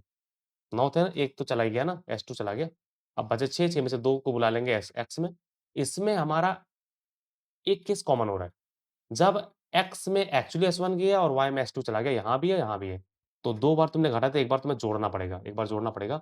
एक्स में एक्चुअली S1 चला गया, 2 चाहिए थे, 1 चला गया और वाई में एक्चुअली S2 चला गया, 2 चाहिए थे, 3 चाहिए थे, 1 चला गया। तो भाई 2 लोग तो बिज़ी हो गए, तो 7 में से 1 को हम एक्स में भेजेंगे, बचा 6 में से 2 को हम वाई में भेजेंगे, बचा-खुचा हम सब जेड में भेज देंगे। इसको मैं ऐड करके वो दोनों केस यहाँ पर आ रहा है। बस क्वेश्चन खत्म है। इसको सॉल्व करो हमारा आंसर है। तो ये अब इसको सिम्प्लीफाई थोड़ा करना पड़ेगा भाई। अब करते हैं हमारा तो factorial 9 upon factorial 2 into factorial 7 into factorial 7 upon factorial 3 into factorial 4 minus factorial 8 upon factorial 1 into factorial 7 into factorial 7 upon factorial 3 into factorial 4 और ये हमारा 4C4 हमेशा 1 होता है। Minus factorial 6 upon factorial 2 into factorial 4 into factorial 8 upon factorial 2 into factorial 6 into 1 plus factorial 7 upon factorial 1 into factorial 6 into factorial 6 upon factorial 2 into factorial 4 तो factorial 6 गया, factorial 6 गया यहाँ पर, फैक्टोरियल यहाँ पर 7 7 गया और यहाँ पर 7 7 गया, ठीक है ना? अब प्रॉपर्ली मैं लिखता हूँ तो हमारे पास ये बन जाएगा, ये ओके, ये बन गया 9 8 7 6 5 इंटू फैक्टोरियल 4 से फैक्टोरियल 4 कैंसल कर देंगे। मैं अभी लिखता हूँ, ये हमारा हो जाएगा 2 इंटू फैक्टोरियल 3 हमारा 6 होता है इंटू फैक्टोरियल 4 फैक्टोरियल 4 से फैक्टोरियल 4 गया, ये 6 से 6 कैंसल हो जाएगा और 4 दूना 8 है ना? 4 यहाँ पर आ जाएगा। तो ये हमने पहला केस लिखा है, माइनस, माइनस यहाँ पर आते हैं, तो 8 7 6 5 इंटू फैक्टोरियल 4 और फैक्टोरियल 4 से फैक्टोरियल 4 कैंसल करेंगे तो हमारा 6 इंटू फैक्टोरियल 4 हमने फैक्टोरियल 4 से फैक्टोरियल 4 कैंसल करा दिया, 6 6 कैंसल करा दिया। अब इस पे आते हैं, इस वाले को, इस वाले को लिखने का मतलब है माइनस फैक्टोरियल 8 को मतलब लिखूँगा 8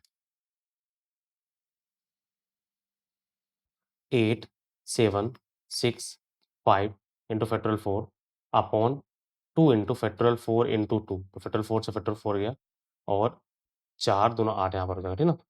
और बाकी प्लस वाला होने वाला प्लस हमारा 7 6 5 into factorial 4 upon 2 into factorial 4 से फैक्टोरियल 4 यहाँ पे गया, तो 2 तिया 6। बस अब तुम्हें सब कुछ सिम्प्लीफाई करना। अब ये कैलकुलेशन बस ये है कि तुम्हें जोड़ने-घटाने आना चाहिए और कुछ नहीं है। मीन्स अगर मैं गलती करूँगा तो जोड़ने-घटाने में अब गलती होने वाला है। अगर किया तो हमारे पास हो जाएगा 9 से 63, 63 इंटू 20, 5 चौका 20 है ना? क्लियर ना? सब कुछ क्लियर? माइनस यहाँ पर क्या होने वाला है? ये सब कैंसल हो गया, तो 8 पंजे 40, तो 7 इंटू 40 माइनस ये हो गया 7 छः 42, 42 इंटू 10 प्लस यहाँ पर होने वाला है 5 या 15, 7 इंटू 15। तो अब प्रॉपर्ली कर लेते हैं, तो हमारे पास क्या हो रहा है? 3 दूना 6 और 12, तो 1260 माइनस 7 चौका 28, 280 माइनस 420 प्लस 15 सत्ता 105 है ना? देख ले 15 15 पचा पच 7 पचे 35, 3 7 105 ठीक है, तो हमारे पास होगा 1260 माइनस यहाँ पर घटा लो तो हमारे पास होगा 20, 0, 8 2 10, 7 लाख 1 और 600, 700 है ना? प्लस 105, यहाँ पर हमारा आ जाएगा 560 प्लस 105 है ना? तो 5, 6, 665। तो बहुत सिंपल सा है, तुम्हारा ये आंसर 665 है। यार कहीं पर जोड़ने-घटाने में गलती नहीं करना है। मीन्स अगर हमारा गलत आंसर है तो फिर कहीं पर जोड़ने-घटाने में गलती किया है। कैलकुलेशन में बस मिस्टेक हो सकता है, यहाँ पर कॉन्सेप्ट में कोई दिक्कत नहीं है। तो बहुत क्लियरली देखना, सब कुछ अच्छे से समझना। If you learn something new and like the expression, please subscribe my channel project education, it means a lot.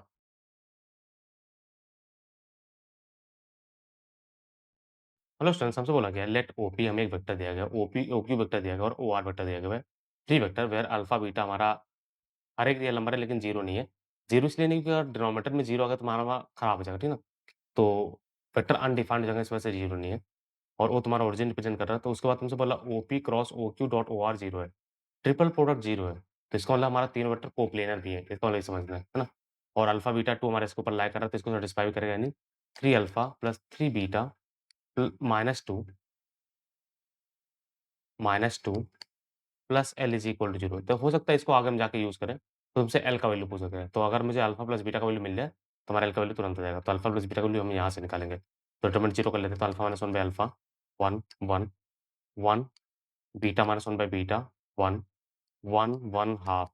Determinant हमें 0 करना है, तो बस इसको ओपन कर लो, तुम्हारा हो जाएगा alpha minus 1 by alpha times of beta minus 1 upon 2 beta minus 1 times of half minus 1 बोलो तो minus half plus 1 times of 1 minus beta minus 1 by 2 और ये तुम्हारा हो जाएगा 0।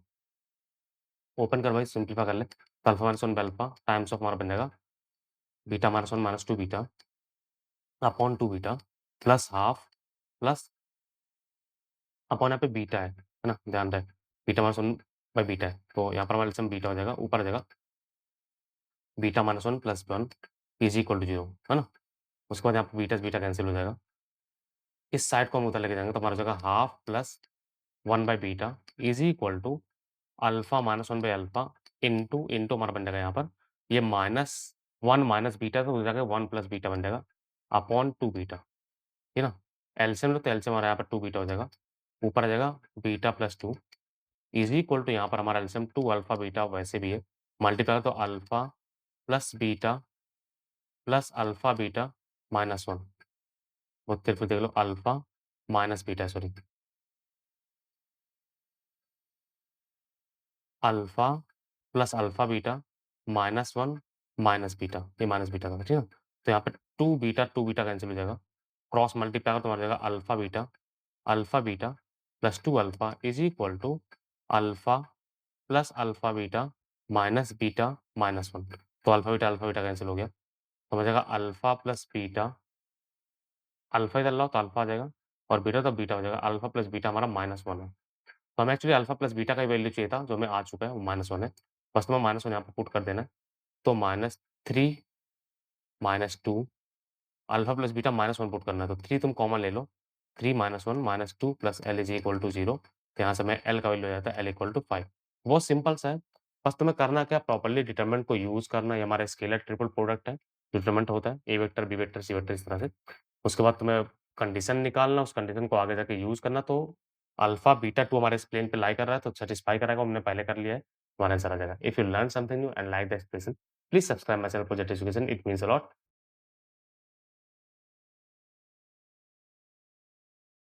हेलो स्टूडेंट्स, हमसे बोला गया let x be the random variable, let p(x) denote the probability capital X takes the value x. Suppose the point x px वो x equal to 0 1 2 3 4 है, एक स्ट्रेट लाइन पे लाई कर रहा है, तो मान लो straight line y equal to mx plus c है। प्रॉपर्ली कैच करना, तो पॉइंट्स क्या क्या है, पॉइंट्स हमारा है 0 p0 पहला पॉइंट है, दूसरा हमारा 1 p1 है, तीसरा पॉइंट हमारा 2 p2 है। ऐसे हमारे 5 पॉइंट है, सब ले देता हूँ। 2 p2, नेक्स्ट पॉइंट हमारा है 3 p3 और लास्ट पॉइंट हमारा है 4 p4।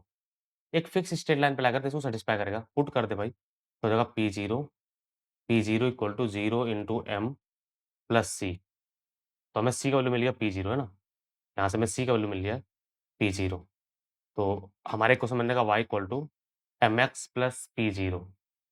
अब इसी पे तुम्हें बाकी पॉइंट भी रखने, पुट करना इस्तेमाल, तो हो जाएगा हमारा P1 इज इक्वल टू आ जाएगा m प्लस P0, P2 हमारा आ जाएगा 2m plus P0, y equal to P2, x equal to 2 है ना? पुट करना है इसे, तो हमारा P3 आ जाएगा, P3 में आ जाएगा 3m प्लस P0, P4 आ जाएगा हमारा 4m प्लस P0, है ना? अब एक चीज़ ध्यान दो, हमारा जो प्रोबेबिलिटी का समेशन है P0 plus P1 plus P2 plus P3 plus P4, इसका समेशन हमारा 1 होता है ना? तो हम क्या करते हैं, दोनों तरफ P0 ऐड कर देते हैं, P0 is equal to P0 और जस्ट ऐड कर दो P0, P1, P2, P3, P4 हमारा सबका समेशन 1 हो जाएगा, इज इक्वल टू यहाँ पर हो जाएगा 3m, 6m, 10m plus 5p0। ये हमारा पहला इक्वेशन है, फर्स्ट इक्वेशन है, क्लियर ना? दूसरा इक्वेशन तुम्हें दिया गया, हमें मीन शायद दिया गया है, हमें बोला गया 5/2 है। अब मीन जो हमारा होता है वो सिग्मा एक्स पी एक्स होता है, एक्स इज इक्वल टू 1 से लेके n तक जितना भी है, वो 5/2 है। तो इसका मतलब है हमारा बन जाएगा 0 into P0 plus 1 into P1 plus 2p2 plus 3p3 plus 4p4, ये हमारा 5/2 है। और मैंने यहाँ पर P0, P1 सब कुछ लिख रखा है, तो P0, 0 खत्म हो जाएगा। तो 1p1, 2p2 मिस करना क्या है, इसमें तुम्हें 2 से मल्टीप्लाई करना है, इसमें 3 से, इसमें 4 से और सबको ऐड कर देना है। तो ये 0 हो जाएगा ना, ये 0 हो गया। तो बस ऐड करो, प्रॉपर्ली कैच करो। तो हमें पहले मैं इधर लिख देता हूँ, तो वो हमें 5/2 दिया हुआ है, 5/2 इज़ इक्वल टू, अब इधर 1 से मल्टीप्लाई, यहाँ पे 2 से हुआ, यहाँ पे 3 से, 4 से, तो करना क्या, तुम्हारा जो मल्टीप्लाई हो रहा है m वाला ऐड करना। तो m 4m 9m मीन्स ऐसा होगा m plus 4m plus 9m plus 16m, तो 16 4 20 और ये 30 है ना? तो 30m प्लस P0 कितनी बार हो रहा है? P0 हमारा 1 बार ये है, 2 बार ये है, 3 बार ये है, 4 बार ये है। तो हमारे पास 1 मीन्स ऐसे है, 1 प्लस 2 प्लस 3 प्लस 4 ऐसे हमारा 10 P0 है ना? 10 P0 है। इसको 5 से डिवाइड कर दो, तो हमारा बन जाएगा ये half is equal to 6m plus 2p0। तो हमारा हो गया क्वेश्चन नंबर 2। हमने क्वेश्चन नंबर 1 हमने लिख रखा पहले से ही, 10m प्लस 5p0, मैं यहाँ पे लिख देता हूँ। 1 इज़ इक्वल टू है 10m प्लस 5p0। तो क्या करो इसमें इसमें इसको तो और सिम्प्लीफाई कर लो, तो 2 से मल्टीप्लाई कर लो, तो हमारा हो जाएगा ये 1 is equal to 12m plus 4p0। तो बस इन दोनों को सॉल्व करना, तुम्हारा आंसर तुरंत आ जाएगा। तुरंत को तुरंत आएगा। मैं तुरंत घटा रहा हूँ, मैं सेपरेट कर रहा हूँ, तो माइनस, माइनस, माइनस ये गया, तो हमारा बनेगा 0 is equal to minus 2m plus P0। तो P0 का वैल्यू मिल गया हमें 2m। मतलब अब तुम बस केवल उषा को उधर पुट कर देना, तुम्हारा आंसर तुरंत आ जाएगा। P0 हमारा आ गया 2m।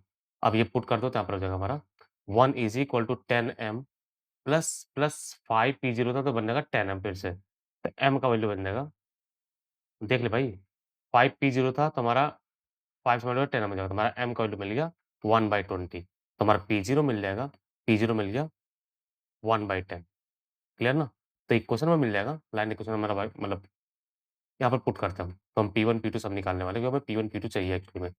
तो इक्वेशन पहले मैं इक्वेशन लिख देता हूँ। हमारा इक्वेशन था y इक्वल टू mx, मतलब 1/20x प्लस 1/10। अब तुम्हें P1, P2 सब निकालना, पुट करते रहो, बस हमारा आंसर आ जाएगा। तो P1 हमारा आ जाएगा, P1 हमारा x इक्वल टू 1 पुट कर देना है, तो 1/20 प्लस 1/20 प्लस 1/10 ये हमारा 20 ऊपर हमारा आ जाएगा 1 प्लस 2 यानी 3/20 तो इसको मैं 2/20 लिख देता हूँ, ज़्यादा बेटर रहेगा। ऐसे ही 2/20 ज़्यादा बेटर रहेगा।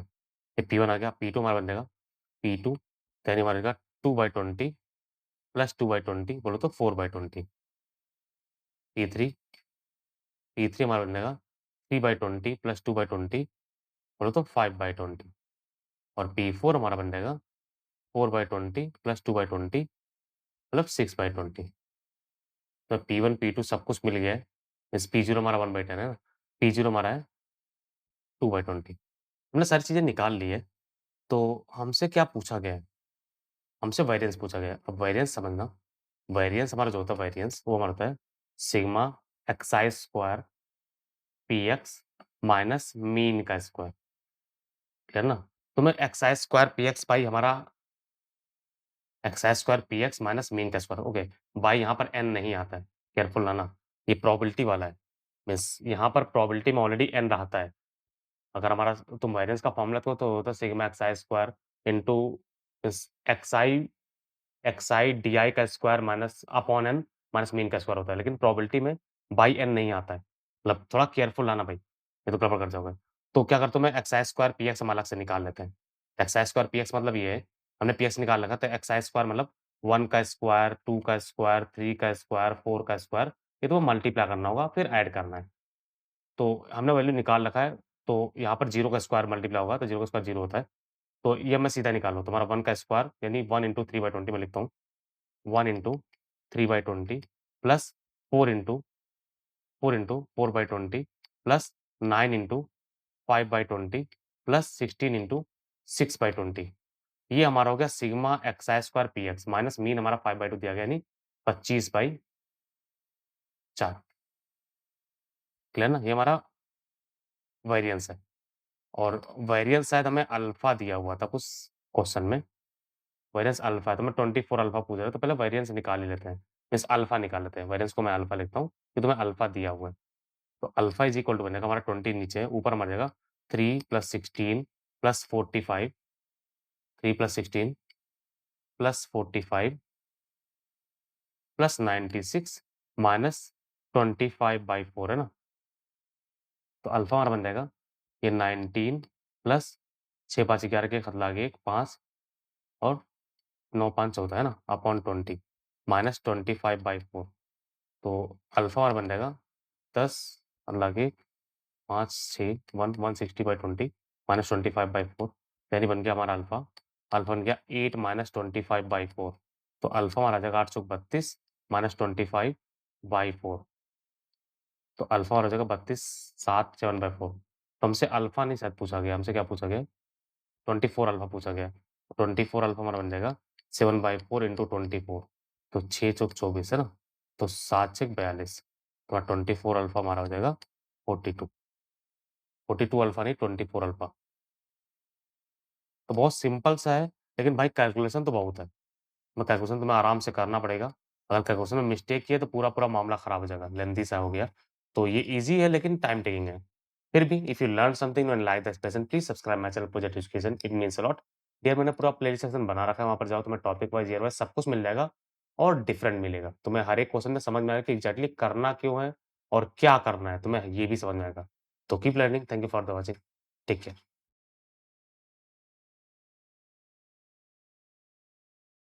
हेलो स्टूडेंट हमसे बोला जा रहा है let alpha beta be the distinct root of the equation x square plus x minus 1 equal to 0 consider set T 1 alpha beta और 3 क्रॉस 3 मैट्रिक्स मैट्रिक्स में दे रखा है ए आई जे 3 क्रॉस 3 है और ये हमें डिफाइन किया गया है आर आई मीन्स आरथ रो जो है हमारा वो मतलब आर आई रो नहीं है आर आई मतलब कुछ है are I value A I one plus A I two plus A I three और सी आई जे हमारा ये इस तरह से और जे इक्वल टू 1 2 3 है ना? अब तुमसे कुछ कुछ चीजें पूछा गया बस लॉजिकली करना। पहला है हमारा, ध्यान रहे ये आरआई मतलब रो रिप्रेजेंट नहीं कर रहा, सीजे मतलब कॉलम रिप्रेजेंट नहीं कर रहा। ये एक्चुअली आरआई फर्स्ट रो के जैसे अगर मैं आई इक्वल टू 1 डालूँ तो आर1 का मतलब ये हो गया, फर्स्ट रो के सारे एलिमेंट का समेशन, आर2 मतलब सेकंड रो के सारे एलिमेंट का समेशन, आर3 मतलब थर्ड रो के सारे एलिमेंट का समेशन। ऐसे हमारा सीजे मीन्स फर्स्ट कॉलम के सारे रो का summation, second column, third column, समझ गए ना? ओके, अब बात करते हैं number of matrices M with the entries T such that R i और सी जे का समेशन मीन्स फर्स्ट रो का समेशन, सेकंड रो का समेशन, थर्ड रो का समेशन, कॉलम का समेशन 0। अब कैच करना मेन चीज़ ये। तुम्हें एलिमेंट जो लेना है वो टी से ही लेना है। तो अगर लॉजिकली सोचो, अगर तुमने 2 1 रख दिया और एक अल्फा रख दिया तो इसका समेशन 0 नहीं होगा क्योंकि अल्फा प्लस बीटा हमारा -1 है। यहाँ पर देख लो summation sum of the root देख लो। अल्फा प्लस बीटा वो -1 है और अल्फा इंटू बीटा भी -1 है। तो यहाँ पर दोनों अगर तूने एक मतलब कोई किसी को रिपीट कर दिया, तुमने 2 अल्फा यूज़ कर लिया, 2 बीटा यूज़ कर लिया या फिर 2 1 यूज़ कर लिया, तो समेशन कभी 0 नहीं होगा। ये समझ में आ रहा है क्या? तो हमें तीनों को यूज़ करना पड़ेगा, एक अल्फा, एक बीटा और एक 1 क्योंकि 1 plus alpha plus beta actually 0 हो रहा है, तो हमें यूज़ करना पड़ेगा, समझे? तो अब मैं बना रहा हूँ, अब मैट्रिक्स मैं एम बनाऊँगा, अब बहुत केयरफुली सुनना समझना भाई, मैं नीचे लिख रहा हूँ। हम एम मैट्रिक्स बना रहे हैं और तुम्हें तीनों को यूज़ करना पड़ेगा, मान लो ये हमारा 1 अल्फा, बीटा यूज़ कर लिया, हमने फर्स्ट रो में यूज़ किया है। तुम इसको फैक्टोरियल 3 तरीके से अरेंज कर सकते हो। कैसे करो? तुम्हें 1 अल्फा बीटा तीनों रो में यूज़ करना है। ये हमारा सुडोकू जैसा है यार और फर्स्ट कॉलम में भी 1 अल्फा बीटा, सेकंड कॉलम में 1 अल्फा बीटा, थर्ड कॉलम में 1 अल्फा बीटा यूज़ करना है। तो ये हमारा हो गया। अब अगर मान लें यहाँ पर मैंने अल्फा बीटा रख दिया, ये 0 हो जाएगा। यहाँ पर हमने बीटा 1 रख दिया, तो ये भी 0 हो जाएगा और यहाँ पर हमारा 1 आ जाएगा, यहाँ पर अल्फा आ जाएगा। ये एक पॉसिबल अरेंजमेंट है। कैच करो। अब इस पॉसिबल अरेंजमेंट का अग इसको मैं ऊपर-नीचे कर सकता हूँ आराम से। जो हमने फर्स्ट रो सेकंड रो बना रखा है, उस और थर्ड रो इसको मैं एक्सचेंज कर सकता हूँ, तब भी हमारा मैट्रिक्स मतलब जो एम बनेगा, उसमें हमारा एक कंडीशन चलेगा मीन्स मैं लिखता हूँ। अगर मैंने ऐसे लिख दिया 1 अल्फा बीटा, बीटा 1 अल्फा और अल्फा बीटा 1 ये भी हमारा मैट्रिक्स है में जहाँ पर ये कंडीशन ट्रू है। इसका मतलब इसको हर एक रो को अगर एक रो मैं लिख रहा हूँ, तो उसके 2-2 पेयर चलेंगे। 1 अल्फा बीटा के 2 पेयर बनेंगे। अगर मैं अल्फा बीटा 1 करूँगा उसके भी 2 पेयर बनेंगे। बीटा बीटा अल्फा 1 करूँगा वो भी 2 पेयर बनेगा। तो फैक्टोरियल 3 इंटू 2 हमारा टोटल आंसर है, अगर मैं कंडीशन सैटिस्फाई चाह रहा हूँ, तो यानी 12। अगर हम हर एक रो का समेशन, हर एक कॉलम का समेशन 0 चाह रहे हैं, तो ऐसे हमारे 12 मैट्रिसेस बनने वाले हैं। इसका मतलब बी का 2 है। कैसे करोगे? अब आते हैं क्यू पे। Number of symmetric matrix symmetric matrix पूछा गया है, सच दैट कॉलम का समेशन 0 सिमेट्रिक मैट्रिक्स मतलब डायगोनल के अबाउट सिमेट्रिकल हो। डायगोनल के अबाउट सिमेट्रिकल हो। तो अगर मान लें मैंने यहाँ पर 1 अल्फा बीटा रख दिया, तो अगर मैंने अल्फा बीटा तो यहाँ पर अल्फा, यहाँ पे बीटा बाय डिफ़ॉल्ट आ जाएगा। सिमेट्रिक मैट्रिक्स यार डायगोनल के अबाउट सिमेट्रिकल हो। हर एक कॉलम का समेशन 0 होना है, तो यहाँ पर हमने 1 अल्फा बीटा कर दिया है। यहाँ पर अगर मैंने मान लो यहाँ पर 1 रख दिया, यहाँ पे बीटा रखना पड़ेगा और अगर मैंने बीटा यहाँ पे रख दिया, तो बीटा यहाँ पर आएगा, तो इस बार समेशन 1 नहीं होगा। क्लियर ना? अगर मैंने 1 अल्फा बीटा रखा, तो इस बार जो अगर मैंने यहाँ पर 1 रख दिया, हमारा समेशन 0 नहीं होगा। यहाँ पर मैंने बीटा रख दिया, यहाँ पर 1 रख दिया, तो समेशन 0 हो रहा है, यहाँ पर 1 है, तो यहाँ पर 1 आएगा, यहाँ पर अपने आप बाय डिफ़ॉल्ट अल्फा आ जाएगा। यानी एक रो के लिए एक ही अरेंजमेंट आएगा। सोच लो, सोच लो। 1 अल्फा बीटा का यही एक अरेंजमेंट है और ये टोटल किस तरीके से अरेंज होगा? अगर मान लें मैं अल्फा 1 बीटा अरेंज कर रहा हूँ, सिमेट्रिक बना तो यहाँ पर अगर 1 है, यहाँ पर ओके, ओके। मैंने एक्चुअली हाइलाइटर ऑन नहीं किया था, तो मैं हाइलाइटर ऑन कर रहा था। अब मैं सिमेट्रिक बना रहा हूँ। यहाँ पर हमारा 1 आ गया, तो यहाँ पर 1 आएगा, यहाँ पे बीटा आएगा क्योंकि हमारा डायगोनल के ऊपर सिमेट्रिकल होता है ना। अब यहाँ पर अगर तुमने गलती से कुछ भी रख दो, मान लो हमने यहाँ पर अल्फा रखा, यहाँ पे बीटा बाय डिफ़ॉल्ट आएगा। यही समेशन 1 चाहिए ना कॉलम का और यहाँ पर बीटा, तो यहाँ पर बीटा आएगा। तो इसका समेशन 1 नहीं हो पाएगा। तो ये मतलब ये अरेंजमेंट गलत हो जाएगा तुरंत ही। तो यहाँ पर मुझे अगर मैंने यहाँ पे बीटा रख दिया, यहाँ पे अल्फा रख दिया, तो यहाँ पर अल्फा का यहाँ पर 1 आएगा। तो ये अरेंजमेंट पॉसिबल है। कैस्केड तो मतलब हमारे पास बस केवल फैक्टोरियल 3 तरीका होंगे, मतलब 6 तरीका होगा। और फिर तुम कैसे कर पाओगे क्योंकि हमारे पास इसको एक अरेंजमेंट का एक ही मैट्रिक्स आएगा और ऐसे हमारे 6 अरेंजमेंट हैं। 1 alpha beta, alpha 1 beta, beta 1 alpha मैं लिख देता हूँ। 1 alpha beta, 1 beta alpha, alpha 1 beta, alpha beta 1 और बीटा 1 अल्फा और बीटा अल्फा 1 ये हमारे से है। समझ गए? तो हमारा इसका हमारा 6 आंसर 6 मतलब 6 बोले तो 4 2 का 4 है ना? तो 2 4 होप करें किसी ऑप्शन में होगा। 2 और 4 2 4 यहाँ पर ओके बी और सी में से कोई एक होने वाला है। या ठीक है। हम सारा निकालेंगे टेंशन मत लो मिस हम ये नहीं करने वाले बस केवल आंसर निकाल लिया निकल गया ऐसा नहीं करने वाले हम सब निकालेंगे टेंशन ना लो। आर में बोला गया है एम हमारा skew symmetric matrix such that और एलिमेंट हमारा टी से होंगे फॉर आई ग्रेटर देन जे के लिए एलिमेंट टी से होने वाले हैं। मैं बनाता हूँ। स्क्यू सिमेट्रिक मैट्रिक्स बनाना है तो स्क्यू सिमेट्रिक मैट्रिक्स के ये 0 होता है, कॉलम 0 होता है। यहाँ पर हमारा I यहाँ पर ओके अगर मैं लिखूँ तो ये 2 1 है, ये 3 1 है, तो ये एरिया जो है वो I ग्रेटर देन J है। तो अगर मैं वहाँ पर 1 अल्फा बीटा अगर मैंने लिख दिया, तो बाय डिफ़ॉल्ट यहाँ पे -1 माइनस अल्फा माइनस बीटा लिखना पड़ेगा। ये हमारा M स्क्यू सिमेट्रिक मैट्रिक्स है और स्क्यू सिमेट्रिक मैट्रिक्स का जो डिटरमिनेंट होता है वो 0 होता है, ऑड ऑर्डर का। तो इसका तुम अगर डिटरमिनेंट निकालो तो स्क्यू सिमेट्रिक मैट्रिक्स का ऑड ऑर्डर का डिटरमिनेंट 0 होता है। तो ये मैं लिख रहा हूँ एक्स, वाई, ज़ेड और रूल के हिसाब से हमें शायद एम, एक्स, वाई, ज़ेड का वैल्यू शायद दिया गया था A12 और -A23। A12 हमारा क्या है? A12 हमारा ये है -1 तो -1 0 और -2 3 सेकंड, थर्ड माइनस बीटा। अगर तुम कैच कर रहे हो, बस हम इक्वेशन रख रहे हैं यार कुछ कर नहीं रहे। A12 और -23 के बराबर है। तो A12 इस वाले अरेंजमेंट में मैंने A12 -1 को माना है। तो A12 -1 है तो -1 -A12 है क्या? नहीं A12 ही सीधा है। A12 हमारा -1 है तो हमारा A12 आ गया और -A23 है। -A23 second row third column पे जो होगा उसका माइनस से सेकंड रो थर्ड कॉलम में माइनस बीटा तो वो माइनस मतलब प्लस बीटा हो जाएगा। ये हमारा है। अब तुम्हारा डिटरमिनेंट M0 आ गया। तो डिटरमिनेंट M0 आने का मतलब या तो नो सॉल्यूशन होगा तो इनफाइनाइट में सॉल्यूशन होगा। मैं निकालता हूँ पूरा, टेंशन ना लो। हम चेक कर लेंगे। तो हम इसको ओपन कर रहे हैं। इसको हम पूरा इक्वेशन बनाएंगे तो हमारा बन जाएगा -y minus alpha z is equal to -1 पहला इक्वेशन। उसके बाद दूसरा बन जाएगा x minus beta z is equal to 0 और लास्ट बन जाएगा alpha x plus beta y is equal to beta. यहाँ से चाहें तो हम z का वैल्यू निकाल सकते हैं। z हमारा बन जाएगा x बाई बीटा और यहाँ पर z पटक देंगे। z पटको यहाँ पर तो क्या आएगा? -y minus alpha x by beta is equal to -1 clear ना? तो क्रॉस मल्टीप्लाई तो minus beta y minus alpha x is equal to -1 बोले तो क्या? Okay minus beta minus multiply तो beta y plus alpha x is equal to beta आ गया और beta y plus alpha x equal to beta ये भी है। तो इसका मतलब 3 इक्वेशन नहीं है भाई हमारे पास 2 ही इक्वेशन है। अननोन 3 इक्वेशन 2 ही है, तो इन्फिनिट लिमिट सॉल्यूशन आने वाला है। कैच कैच किए क्या? 3 इक्वेशन 3 अननोन हो, तो यूनिक या तो नो सॉल्यूशन होता है। लेकिन ओके गारंटी नहीं लेकिन अगर 3 अननोन है और 2 ही इक्वेशन है तो एक अननोन तुम निकाल नहीं पाओगे, तो उसके ऊपर डिपेंड करने लगेगा, डिपेंड करना हमारा इन्फिनिटेसिमल सॉल्यूशन है। इसका मतलब इन्फिनिटेसिमल सॉल्यूशन मतलब कौन-सा? तीसरा, क्लियर ना? तो हमें आंसर एक्चुअली मिल गया है, हमारा आंसर सी पार्ट है, लेकिन फिर भी मैं लास्ट पार्ट भी निकालूँगा, टेंशन ना लो। लास्ट पार्ट बोला गया लेट एम हमारा जो है वो Aij है, be a matrix with all entries in T such that Ri 0 means row का एडिशन 0 है for all i, then absolute value of determinant of M। Absolute value मतलब मॉडुलस निकालना है जो भी है। तो m जो है हमारा है, m हमारा सारे रो का समेशन 0 है, यानी वहाँ पर अगर 1 है तो अल्फा है, बीटा है। यहाँ पर अगर अल्फा है तो 1 है, बीटा है। अगर यहाँ पर मीन्स बीटा है तो 1 है और अल्फा है। हमें इसका डिटरमिनेंट निकालना है एक्चुअली में, मैट्रिक्स नहीं डिटरमिनेंट निकालना है। तो अगर एक कॉलम 1 जो है, वो column 1 plus column 2 plus column 3 में रिप्लेस कर देंगे और जैसे तुम रिप्लेस करोगे, तुम्हारा बन जाएगा 1 अल्फा प्लस बीटा, ये भी 1 प्लस अल्फा प्लस बीटा आएगा, ये भी 1 प्लस अल्फा प्लस बीटा आएगा और यहाँ पर जो भी है हमें कोई फ़र्क नहीं पड़ता, कुछ भी आता रहे। यहाँ पर ये 0 है मीन्स तीनों एलिमेंट 0 हो गए और अगर किसी भी रो के तीनों एलिमेंट 0 तुम्हारा उसका आंसर क्या आता है?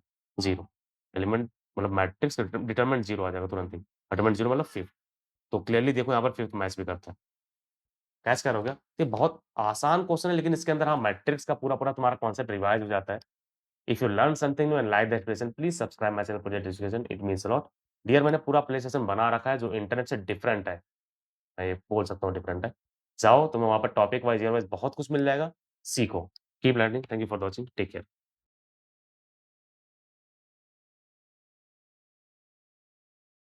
हेलो स्टूडेंट्स हमें बोला गया है let the straight line y equal to 2x touch the circle with centre 0, alpha alpha greater than 0 means हमारा सर्कल का सेंटर y एक्सिस पे है और वो पॉजिटिव एक्सिस है ना and it is r at point a1 and b1 is the point of the circle such that the line segment a1 b1 is the diameter of the circle और तुम्हें alpha plus are का value 5 plus root 5 दिया हुआ है। मैं diagram बना तुम शायद कैच कर पाओगे। एक सर्कल है जिसका सेंटर हमारा y एक्सिस पे है और y इक्वल टू 2x इसको टच कर रहा है एट a1 पे, ये हमारा a1 है ना? और B1 हमारा डायमीटर है जो इसके अपोजिट है, ये B1 है। तुमसे बस पूछा गया कि अल्फ़ा क्या है, R क्या है, A1 क्या है, B1 क्या है? तो सिंपल-सिंपल है, बस सब कुछ ध्यान रखना। तो इसका हमारा सेंटर है 0, अल्फ़ा, रेडियस R हमें दिया गया है। हम क्या करेंगे तुरंत ही y इक्वल टू 2x पे परपेंडिकुलर ड्रॉप डाल देंगे 0, अल्फ़ा से। तो इसका इक्वेशन हमारा बनने का अगर तुम्हें याद हो तो हमारे पास इक्वेशन ऐसे होता है a1x plus b1y plus c1 is equal to 0 पे अगर मैं तुमसे x1 y1 से परपेंडिकुलर ड्रॉप का फॉर्मूला पूछूं that equal to mod of a1x1 plus b1y1 plus c1 upon root under a1 square plus b1 square. Actually तुमने जो formula याद किया होगा वहाँ पर a1 a2 करके नहीं होगा, मीन्स ax प्लस by रहा होगा। तो ठीक है, कोई बात नहीं।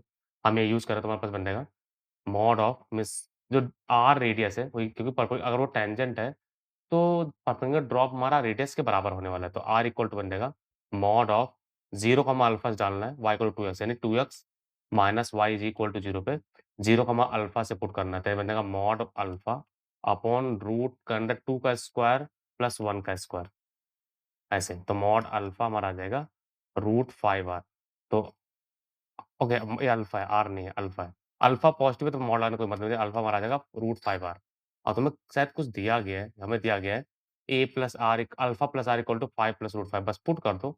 Alpha plus r equal to दिया गया 5 प्लस रूट 5 तो अल्फा का वैल्यू पुट कर दो तुम्हारा root 5 r plus r is equal to 5 plus root 5 तो यहाँ से तुम क्लियरली देख पा रहे हो आर कॉमन हो रहा है तो रूट 5 प्लस 1 हो गया।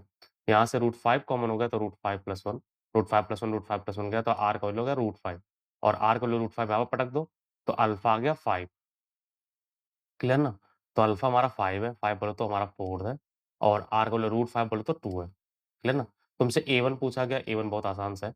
इसका स्लोप हमारा 2 है, तो इसके परपेंडिकुलर लाइन का स्लोप जो हमारा ये लाइन बनेगा, इसका स्लोप -1/2 होगा क्योंकि परपेंडिकुलर है ना? और ये हमारा 0 अल्फ़ा से पास हो रहा है, अल्फ़ा का वैल्यू तुमने जस्ट अभी निकाला, अल्फ़ा हमारा 5 है ना? अल्फ़ा तुम्हारा 5 है, तो 0,5 से पास हो रहा है। तो इक्वेशन बन जाएगा y-5 is equal to -1/2 times of x minus 0 और तुमने y इक्वल टू 2x के साथ सॉल्व कर देना है, तुरंत हमें a1 मिल जाएगा। इन दोनों लाइन का इंटरसेक्शन हमारा a1 है। तो बस y इक्वल टू 2x यहाँ पर पुट कर देंगे, तुम्हारा बन जाएगा, मैं यहाँ पे लिखता हूँ 2x minus 5 is equal to -1/2x clear है क्या?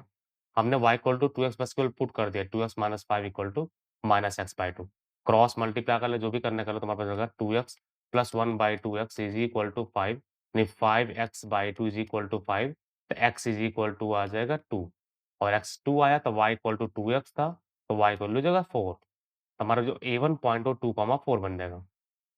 a1 पॉइंट 2, 4 बोल तो 5 हो। क्लियर ना? 5 2, 4 B1 अब हमारे डायमीटर है तो डायमीटर का मिड पॉइंट मीन्स B1 का कोऑर्डिनेट मान लो कुछ x1, y1 है तो x1 प्लस 2/2 हमारा 0 बन जाएगा और y1 प्लस 2/2 हमारा बन जाएगा 4 बस यहाँ से निकालो तो हमारे पास x1 का वैल्यू -2 आ जाएगा और y1 का वैल्यू 6 आ जाएगा तो -2, 6 बोलो तो 3 तो 4, 2, 5, 3 सी पार्ट हमारा करेक्ट है। ओके, अपना आंसर बहुत जल्दी आ गया था लेकिन ठीक है यार, अपन हर एक चीज़ निकाल रहे हैं, कोई जल्दबाज़ी नहीं करना है, कुछ ऐसा नहीं करना है कि यार तुमने अज़्यूम कर लिया ऑप्शन मैच करा लिया, ऐसा नहीं। हम प्रॉपर तुम्हें मैथ सिखा रहे हैं।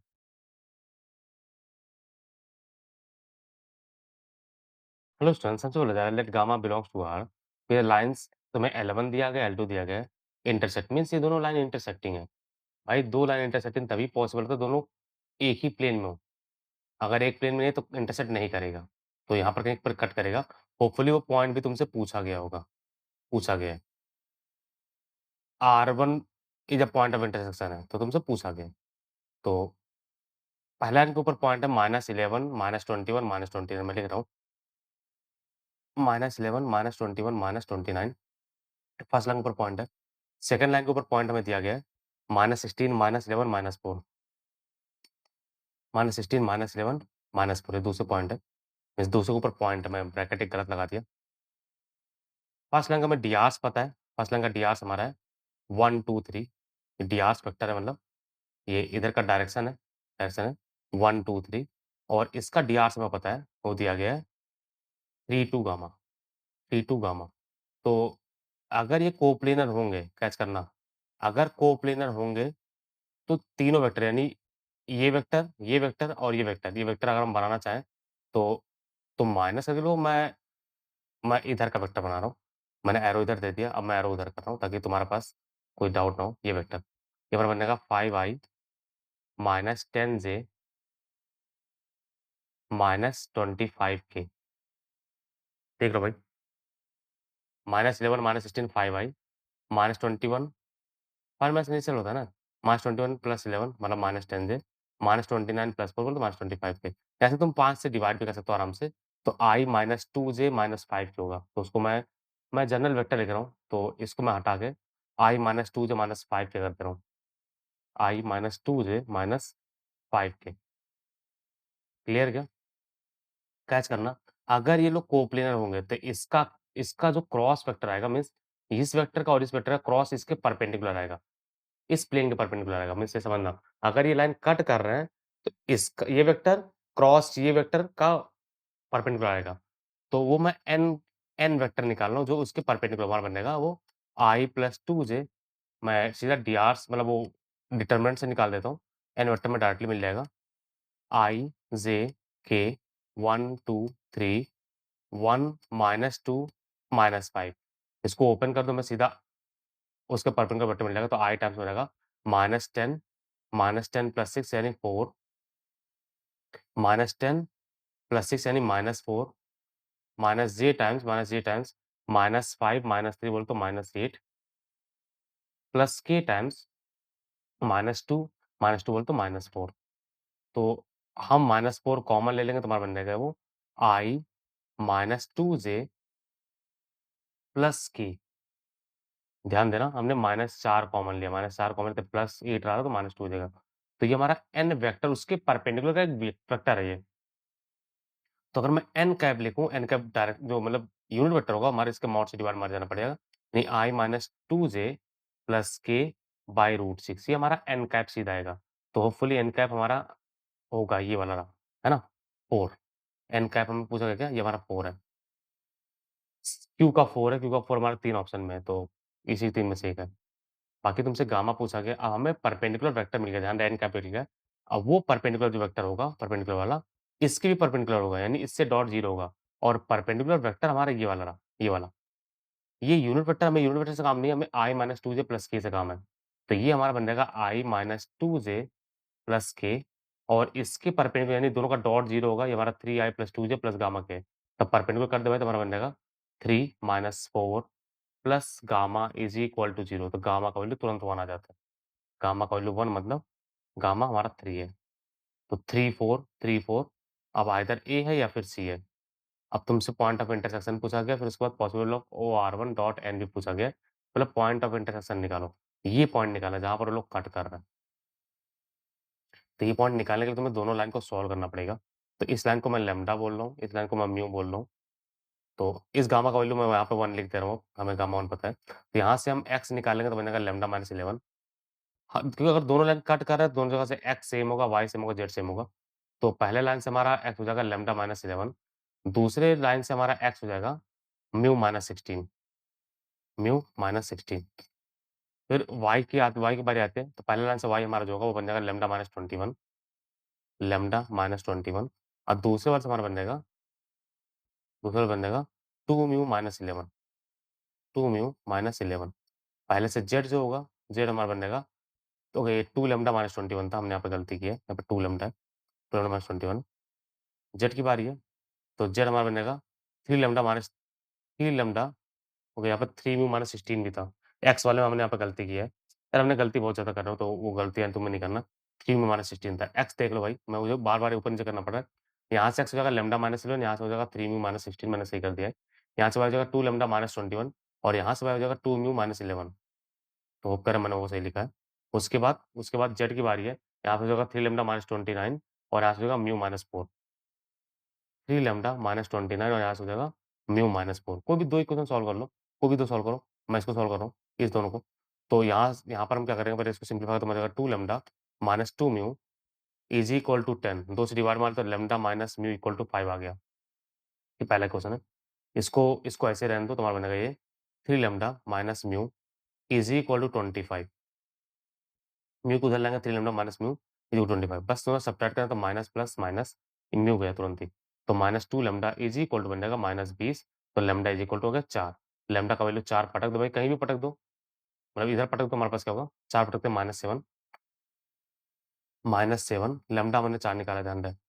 4 कैसे निकालूँगा पागल-वागल हो गए हो क्या? लैम्ब्डा हमारा 10 आ रहा है भाई। 4 किस हिसाब से आ रहा है भाई? -20 लैम्ब्डा हमारा 10 आ रहा है। 10 पुट करने पे हमारा बन जाएगा 10 पुट करने पे बन जाएगा पॉइंट -1 यहाँ पर 10 पुट किया तो 20 तो -1 फिर से हुआ। यहाँ पर 10 पुट किया 30 तो यहाँ पर 1 हो गया। तो -1 -1 प्लस 1 -1 प्लस 1 यानी I - J K तुम्हारा ये OR1 है, फर्स्ट है ना? ऊपर है तुम्हारे पास कोई मैसेज होगा 341 341 यहाँ भी है, 341 यहाँ भी है, मतलब हमें S निकालना था। ठीक है यार, सब निकालेंगे कोई दिक्कत नहीं। हमें OR1 मिल गया डॉट हमें N ऑलरेडी पता था, N वेक्टर हमें ऑलरेडी पता है, N हमारा ये था। अब ये OR1 डॉट N का तुम्हारे पास बनेगा -1/√6 प्लस 2/√6 प्लस 1/√6 कैसे कर ले भाई? -1/√6 प्लस 2/√6 प्लस 1/√6 कितना हो रहा है? हमारा ये गया 2/√6 हमारा आंसर 2/√6 मतलब 2/√6 को सिम्प्लीफाई कर ले तो बन जाएगा √2/3 √2/3 हमारा फिफ्थ है। तो 3, 4, 1, 5 3 मतलब सी पार्ट हमारा करेक्ट है। बहुत सिंपल सा है। बस इसमें जल्दबाज़ी नहीं करना जैसे मैंने जल्दबाज़ी किया है, तुम्हें वो नहीं करना है। ध्यान से करना है यार, ये बहुत आसान सा क्वेश्चन है, लेकिन हाँ, कभी-कभी हो जाता है, चलता है। तो if you learn something new and like the expression please subscribe my channel project education, it means a lot.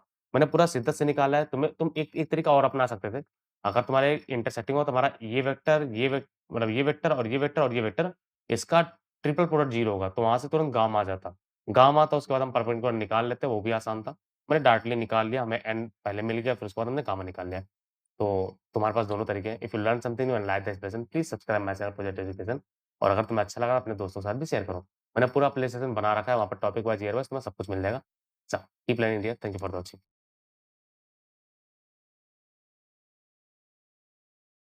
Hello student, सबसे पहले जा रहा है एफ हमारा R2 आ रहा है, G भी R2 आ रहा है और फंक्शन हमें fx डिफाइन किया गया है x mod x sin of 1/x जब x 0 नहीं है और x इक्वल टू 0 के लिए 0 है और gx हमारा 1 माइनस 2x हमारा x जब 0 से लेके हाफ के बीच में अदरवाइज़ 0 है। उसके बाद एक hx दिया है बहुत बड़ा सा लिखा हुआ है, इसको देख के तुम्हें डरना नहीं, टेंशन मत लो कि हमें जो पूछा गया है यहाँ पे देखो ना, ए, बी, सी, डी में से कोई एक ही बना है, तो ज़्यादा परेशान नहीं होना, ठीक है? तो हम पी पार्ट के लिए जा रहे हैं। पी पार्ट में हमारा बी1 है, बी1 है मतलब हमारा hx बन जाएगा gx plus g of half minus x।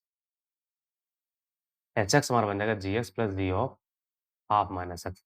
एक बार तुम इसको सॉल्व कर लो तुम्हारा आंसर पूरा आ जाएगा। तो जीएक्स में जो दिया गया है वो 1 माइनस 2x हमारा 0 से लेके हाफ है। जीएक्स है 1 माइनस 2x जब x हमारा 0 से लेके हाफ है और अदरवाइज़ के लिए 0 है। तो मैं g of half minus x निकाल रहा हूँ, बहुत केयरफुली देख लेना। g of half minus x नहीं x को मैं हाफ माइनस x से रिप्लेस करूँ तो 1 minus 2 times of half minus x और यहाँ भी हाफ माइनस x से रिप्लेस हो जाएगा x, ठीक है ना? और ये अदरवाइज़ के में कुछ है ही नहीं, तो वो 0 ही रहेगा। क्लियर? समझ गए ना? ठीक है भाई, चलो स्टार्ट करते हैं। तो ये हमारा g of half minus x आ जाएगा, half minus x is equal to ये हमारा देखो यहाँ से हमारा 1 2 से 2 कैंसल हो जाएगा, तो हमारा 1 बन जाएगा, तो हमारा x आ जाएगा, x नहीं आएगा प्लस 2x आएगा और यहाँ पर तुम्हें हाफ दोनों तरफ ऐड कर देना है, तो बन जाएगा हाफ मतलब हाफ सब्ट्रैक्ट करना है, तो माइनस हाफ से लेके 1 हो जाएगा, तो x हमारा हो जाएगा 0 से लेके हाफ। अगर तुम्हें हाफ सब्ट्रैक्ट करना है, तो माइनस हाफ से लेके 0 हो जाएगा, फिर माइनस साइन से मल्टीप्लाई कर देंगे, तो फिर वो 0 से हाफ फिर से बन जाएगा और अदरवाइज़ के लिए हमारा 0 ऑलरेडी है। क्लियर ना? अब मैं दोनों को जोड़ूँगा, ये जीएक्स और जी ऑफ मीन्स मैं एचएक्स लिख रहा हूँ। जब तुम दोनों को जोड़ोगे, तो 0 से हाफ में दोनों सेम दोनों इंटरवल देखो ना 0 से हाफ यहाँ भी 0 से हाफ यहाँ भी है, तो उसको ऐड करें तो हमारा 0 हो जाएगा। एक्स जब 0 से लेके हाफ हुआ और अदरवाइज़ के लिए 0 है। तो एचएक्स का बस 2 ही वैल्यू आइदर 0 और 1 है। तो 0 और 1 मीन्स रेंज हमारा 0 से 1 है, तो मतलब 5। ऐसा ना 0 और 1 है केवल 0 और 1 है। तो 1 है नहीं, ऑन टू नहीं है, डिफरेंशिएबल भी नहीं है, रेंज क्लियर ना? अब A1 है, अगर A1 है तो हमारे पास आ जाएगा एचएक्स इक्वल टू एफएक्स हो जाएगा। एचएक्स इज़ इक्वल टू हो जाएगा एफएक्स और एफएक्स में दिया गया x mod x sine of 1 by x जब एक्स 0 नहीं है और जब एक्स 0 है तो 0 है। होपफुली यही है, यही है। चलो बढ़िया, स्टार्ट करते हैं भाई। तो एचएक्स का वैल्यू हम लिख रहे हैं, एचएक्स हमारा जब एक्स ग्रेटर देन 0 तो मॉड प्लस साइन से खुलेगा, ये बन जाएगा x square sine of 1 by x. जब एक्स लेस देन 0 होगा तो हमारा मॉड माइनस साइन से खुलेगा, यानी minus X square sine of 1 by x और x इज़ इक्वल टू 0 के लिए 0 है। क्लियर ना? समझ में आ गया? अब अगर मैं तुमसे कंटिन्यूटी चेक करने के लिए बोलूँ तो हमारा h 0 हमारा 0 है, एच ऑफ 0 प्लस जब एक्स 0 प्लस होगा तो 0 प्लस के लिए हमारा ये फंक्शन है।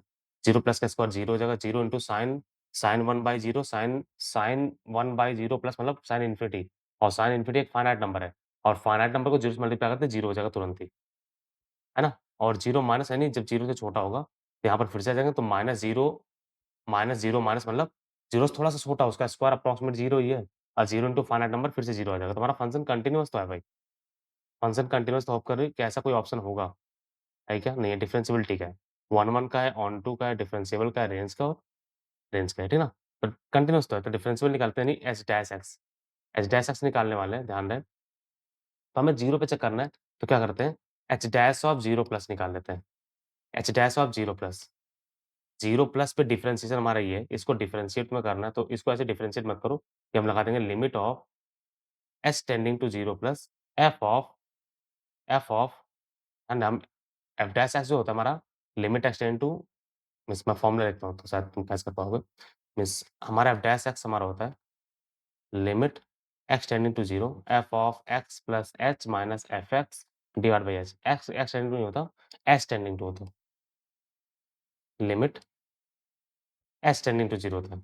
तो 0 प्लस जब तुम करोगे एफ डैश ऑफ 0 प्लस करोगे, तुम्हारा limit of h tending to 0 plus बन जाएगा f of x plus h मतलब 0 plus minus f x divide by h, है ना? तो एफ 0 हमारा 0 है, यहाँ पर एफ ऑफ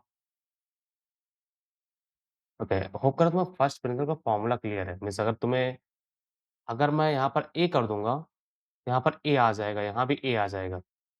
मैं 0 किया हूँ, तो मैं एक्स को 0 कर दिया, वो मैं थोड़ा गड़बड़ कर दिया हूँ। यहाँ पर एक्स 0 नहीं होगा, मतलब एक्स 0 होगा, एच 0 नहीं होगा। मैं यहाँ पर थोड़ा-सा गड़बड़ कर दिया, ऐसे होगा। एच वेरिएबल है ना यार, तो 0 प्लस और एच भी 0 प्लस है, तो वो एफ ऑफ 0 प्लस वाला होगा। 0 प्लस वाला मतलब ये वाला फंक्शन यूज़ होगा, तुम्हारा हो जाएगा limit h tending to 0 plus h square sine of 1 by h minus 0 by h. H से एच कैंसल हो जाएगा, तुम्हारा बनेगा limit of h tending to 0 plus h sine of 1 by H.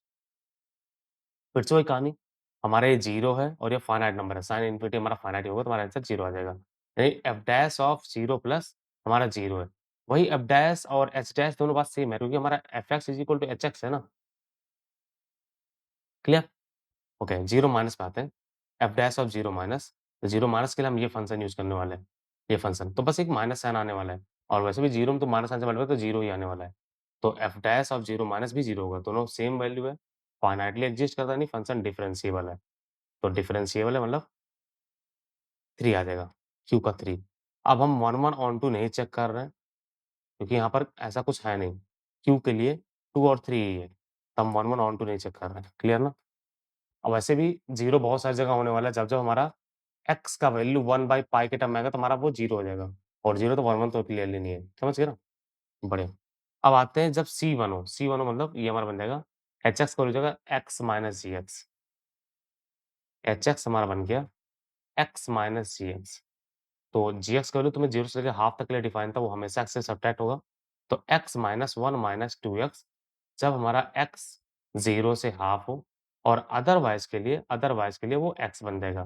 बोलो तुम्हारा ये बन जाएगा clearly 3x minus 1 3x minus 1 जब एक्स हमारा 0 से लेके हाफ के बीच में और जब अदरवाइज़ के लिए जब एक्स है। अदरवाइज़ मतलब हाफ से बड़ा और 0 छोटे के लिए हमारा एक्स है। अब मैं इसका ग्राफ बनाता हूँ, बहुत केयरफुली देखना। हाफ के बाद y इक्वल टू एक्स है, y इक्वल टू एक्स मतलब ऐसे आएगा और 0 से पहले भी y इक्वल टू एक्स है, ऐसे, क्लियर ना?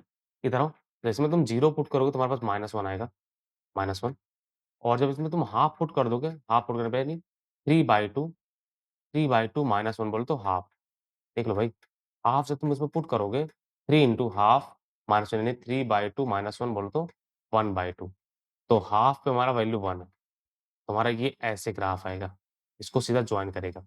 हाँ, लेकिन इसका स्लोप 3 है, इसका स्लोप 1 है। तो यहाँ पर नॉन डिफरेंशिएबल जैसा होगा मीन्स यहाँ पर तुम्हें स्ट्रेट लाइन जैसा दिख रहा है, मैं स्ट्रेट लाइन नहीं है, इसका स्लोप ज़्यादा है। थोड़ा केयरफुल रहना मीन्स मैंने स्लोप लिख दिया तो मैं उसको मिटा नहीं रहा। यहाँ पर मीन्स ऐसे है, ऐसे स्लोप है फिर ऐसे है। इसका स्लोप 3 है, यहाँ पर स्लोप 1 है। यहाँ पर नॉन डिफरेंशिएबल तो यहाँ पर एक लाइन जैसा दिख रहा है, एक लाइन नहीं है भाई नॉन डिफरेंशिएबल है। और ये टूटा भी हुआ है, तो नॉन डिफरेंशिएबल तो होने ही वाला है। नॉन डिफरेंशिएबल मतलब वो डिफरेंशिएबल ऑन आर है भाई। ओहो! अच्छा डिफरेंशिएबल ठीक है, ठीक।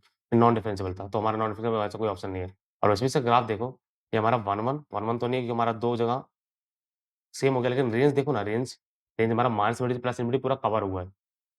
रेंज मतलब ग्राफ को तुम वाई एक्सिस पे चिपका दो, तुम इसको सैंडविच करोगे वाई एक्सिस पे, तो पूरा माइनस इन्फिनिटी से प्लस इन्फिनिटी कवर हो जाएगा, तो हमारा वो ऑन टू हो जाने वाला है क्योंकि कोडोमेन में आर दिया हुआ है। कोडोमेन में आर दिया हुआ है। है ना? इसका भी कोडोमेन आर दिया गया है, एफएक्स और जेएस दोनों का है, तो हमारे पास ये ऑन टू हो जाएगा, यानी 2 आ जाएगा। तो 5, 3, 2, 5, 3, 2 एक ही जगह पर है, तो सी पार्ट हमारा आंसर आ जाता है, लेकिन हम लास्ट पार्ट भी निकालेंगे, टेंशन मत लो। मतलब सी पार्ट है, हम लास्ट पार्ट भी निकालते हैं। अब डी1 है, डी1 बोलो तो केवल जीएक्स, ये सबसे आसान है। तो जीएक्स हमारा ये ऐसे है, मीन्स अगर मैं इसका ग्राफ बना दूँ, तो अदरवाइज़ के लिए 0 है, यानी हाफ से पहले 0 से पहले और हाफ के बाद 0 है, ये हमारा half. X is equal to 0 पे 1 है और x is equal to half पे 1 है, तो हमारे ऐसे होगा। ऐसे, ये ग्राफ है। ये 0 है, यहाँ पर हाफ है, एरो है, ऐसे है। तो ये ग्राफ तुम्हें क्लियरली दिख रहा है, इसका रेंज हमारा क्या है? ये 1 है। इसका रेंज अगर इसको वाइस पे हम चिपका दें, तो 0 से 1 आ जाएगा, 0 से 1 मतलब 4 है। तो 5, 3, 2, 4 होपफुली सी पार्ट में था। 5, 3, 2, 4 समझ गए ना? तो बहुत आसान सा है। मैं होप कर रहा हूँ कि मैं जो ग्राफ तुम्हें बताना चाह रहा हूँ, कैसे बताना चाह रहा हूँ, तुम समझ पा रहे हो। If you learn something new and like the expression, please subscribe my channel project education, it means a lot. यार मैंने पूरा पूरा प्ले सेशन बना रखा है। सीखो, वहाँ पर जाओ, सीखो और अपने दोस्तों के साथ भी शेयर करो। Thank you for watching, take care.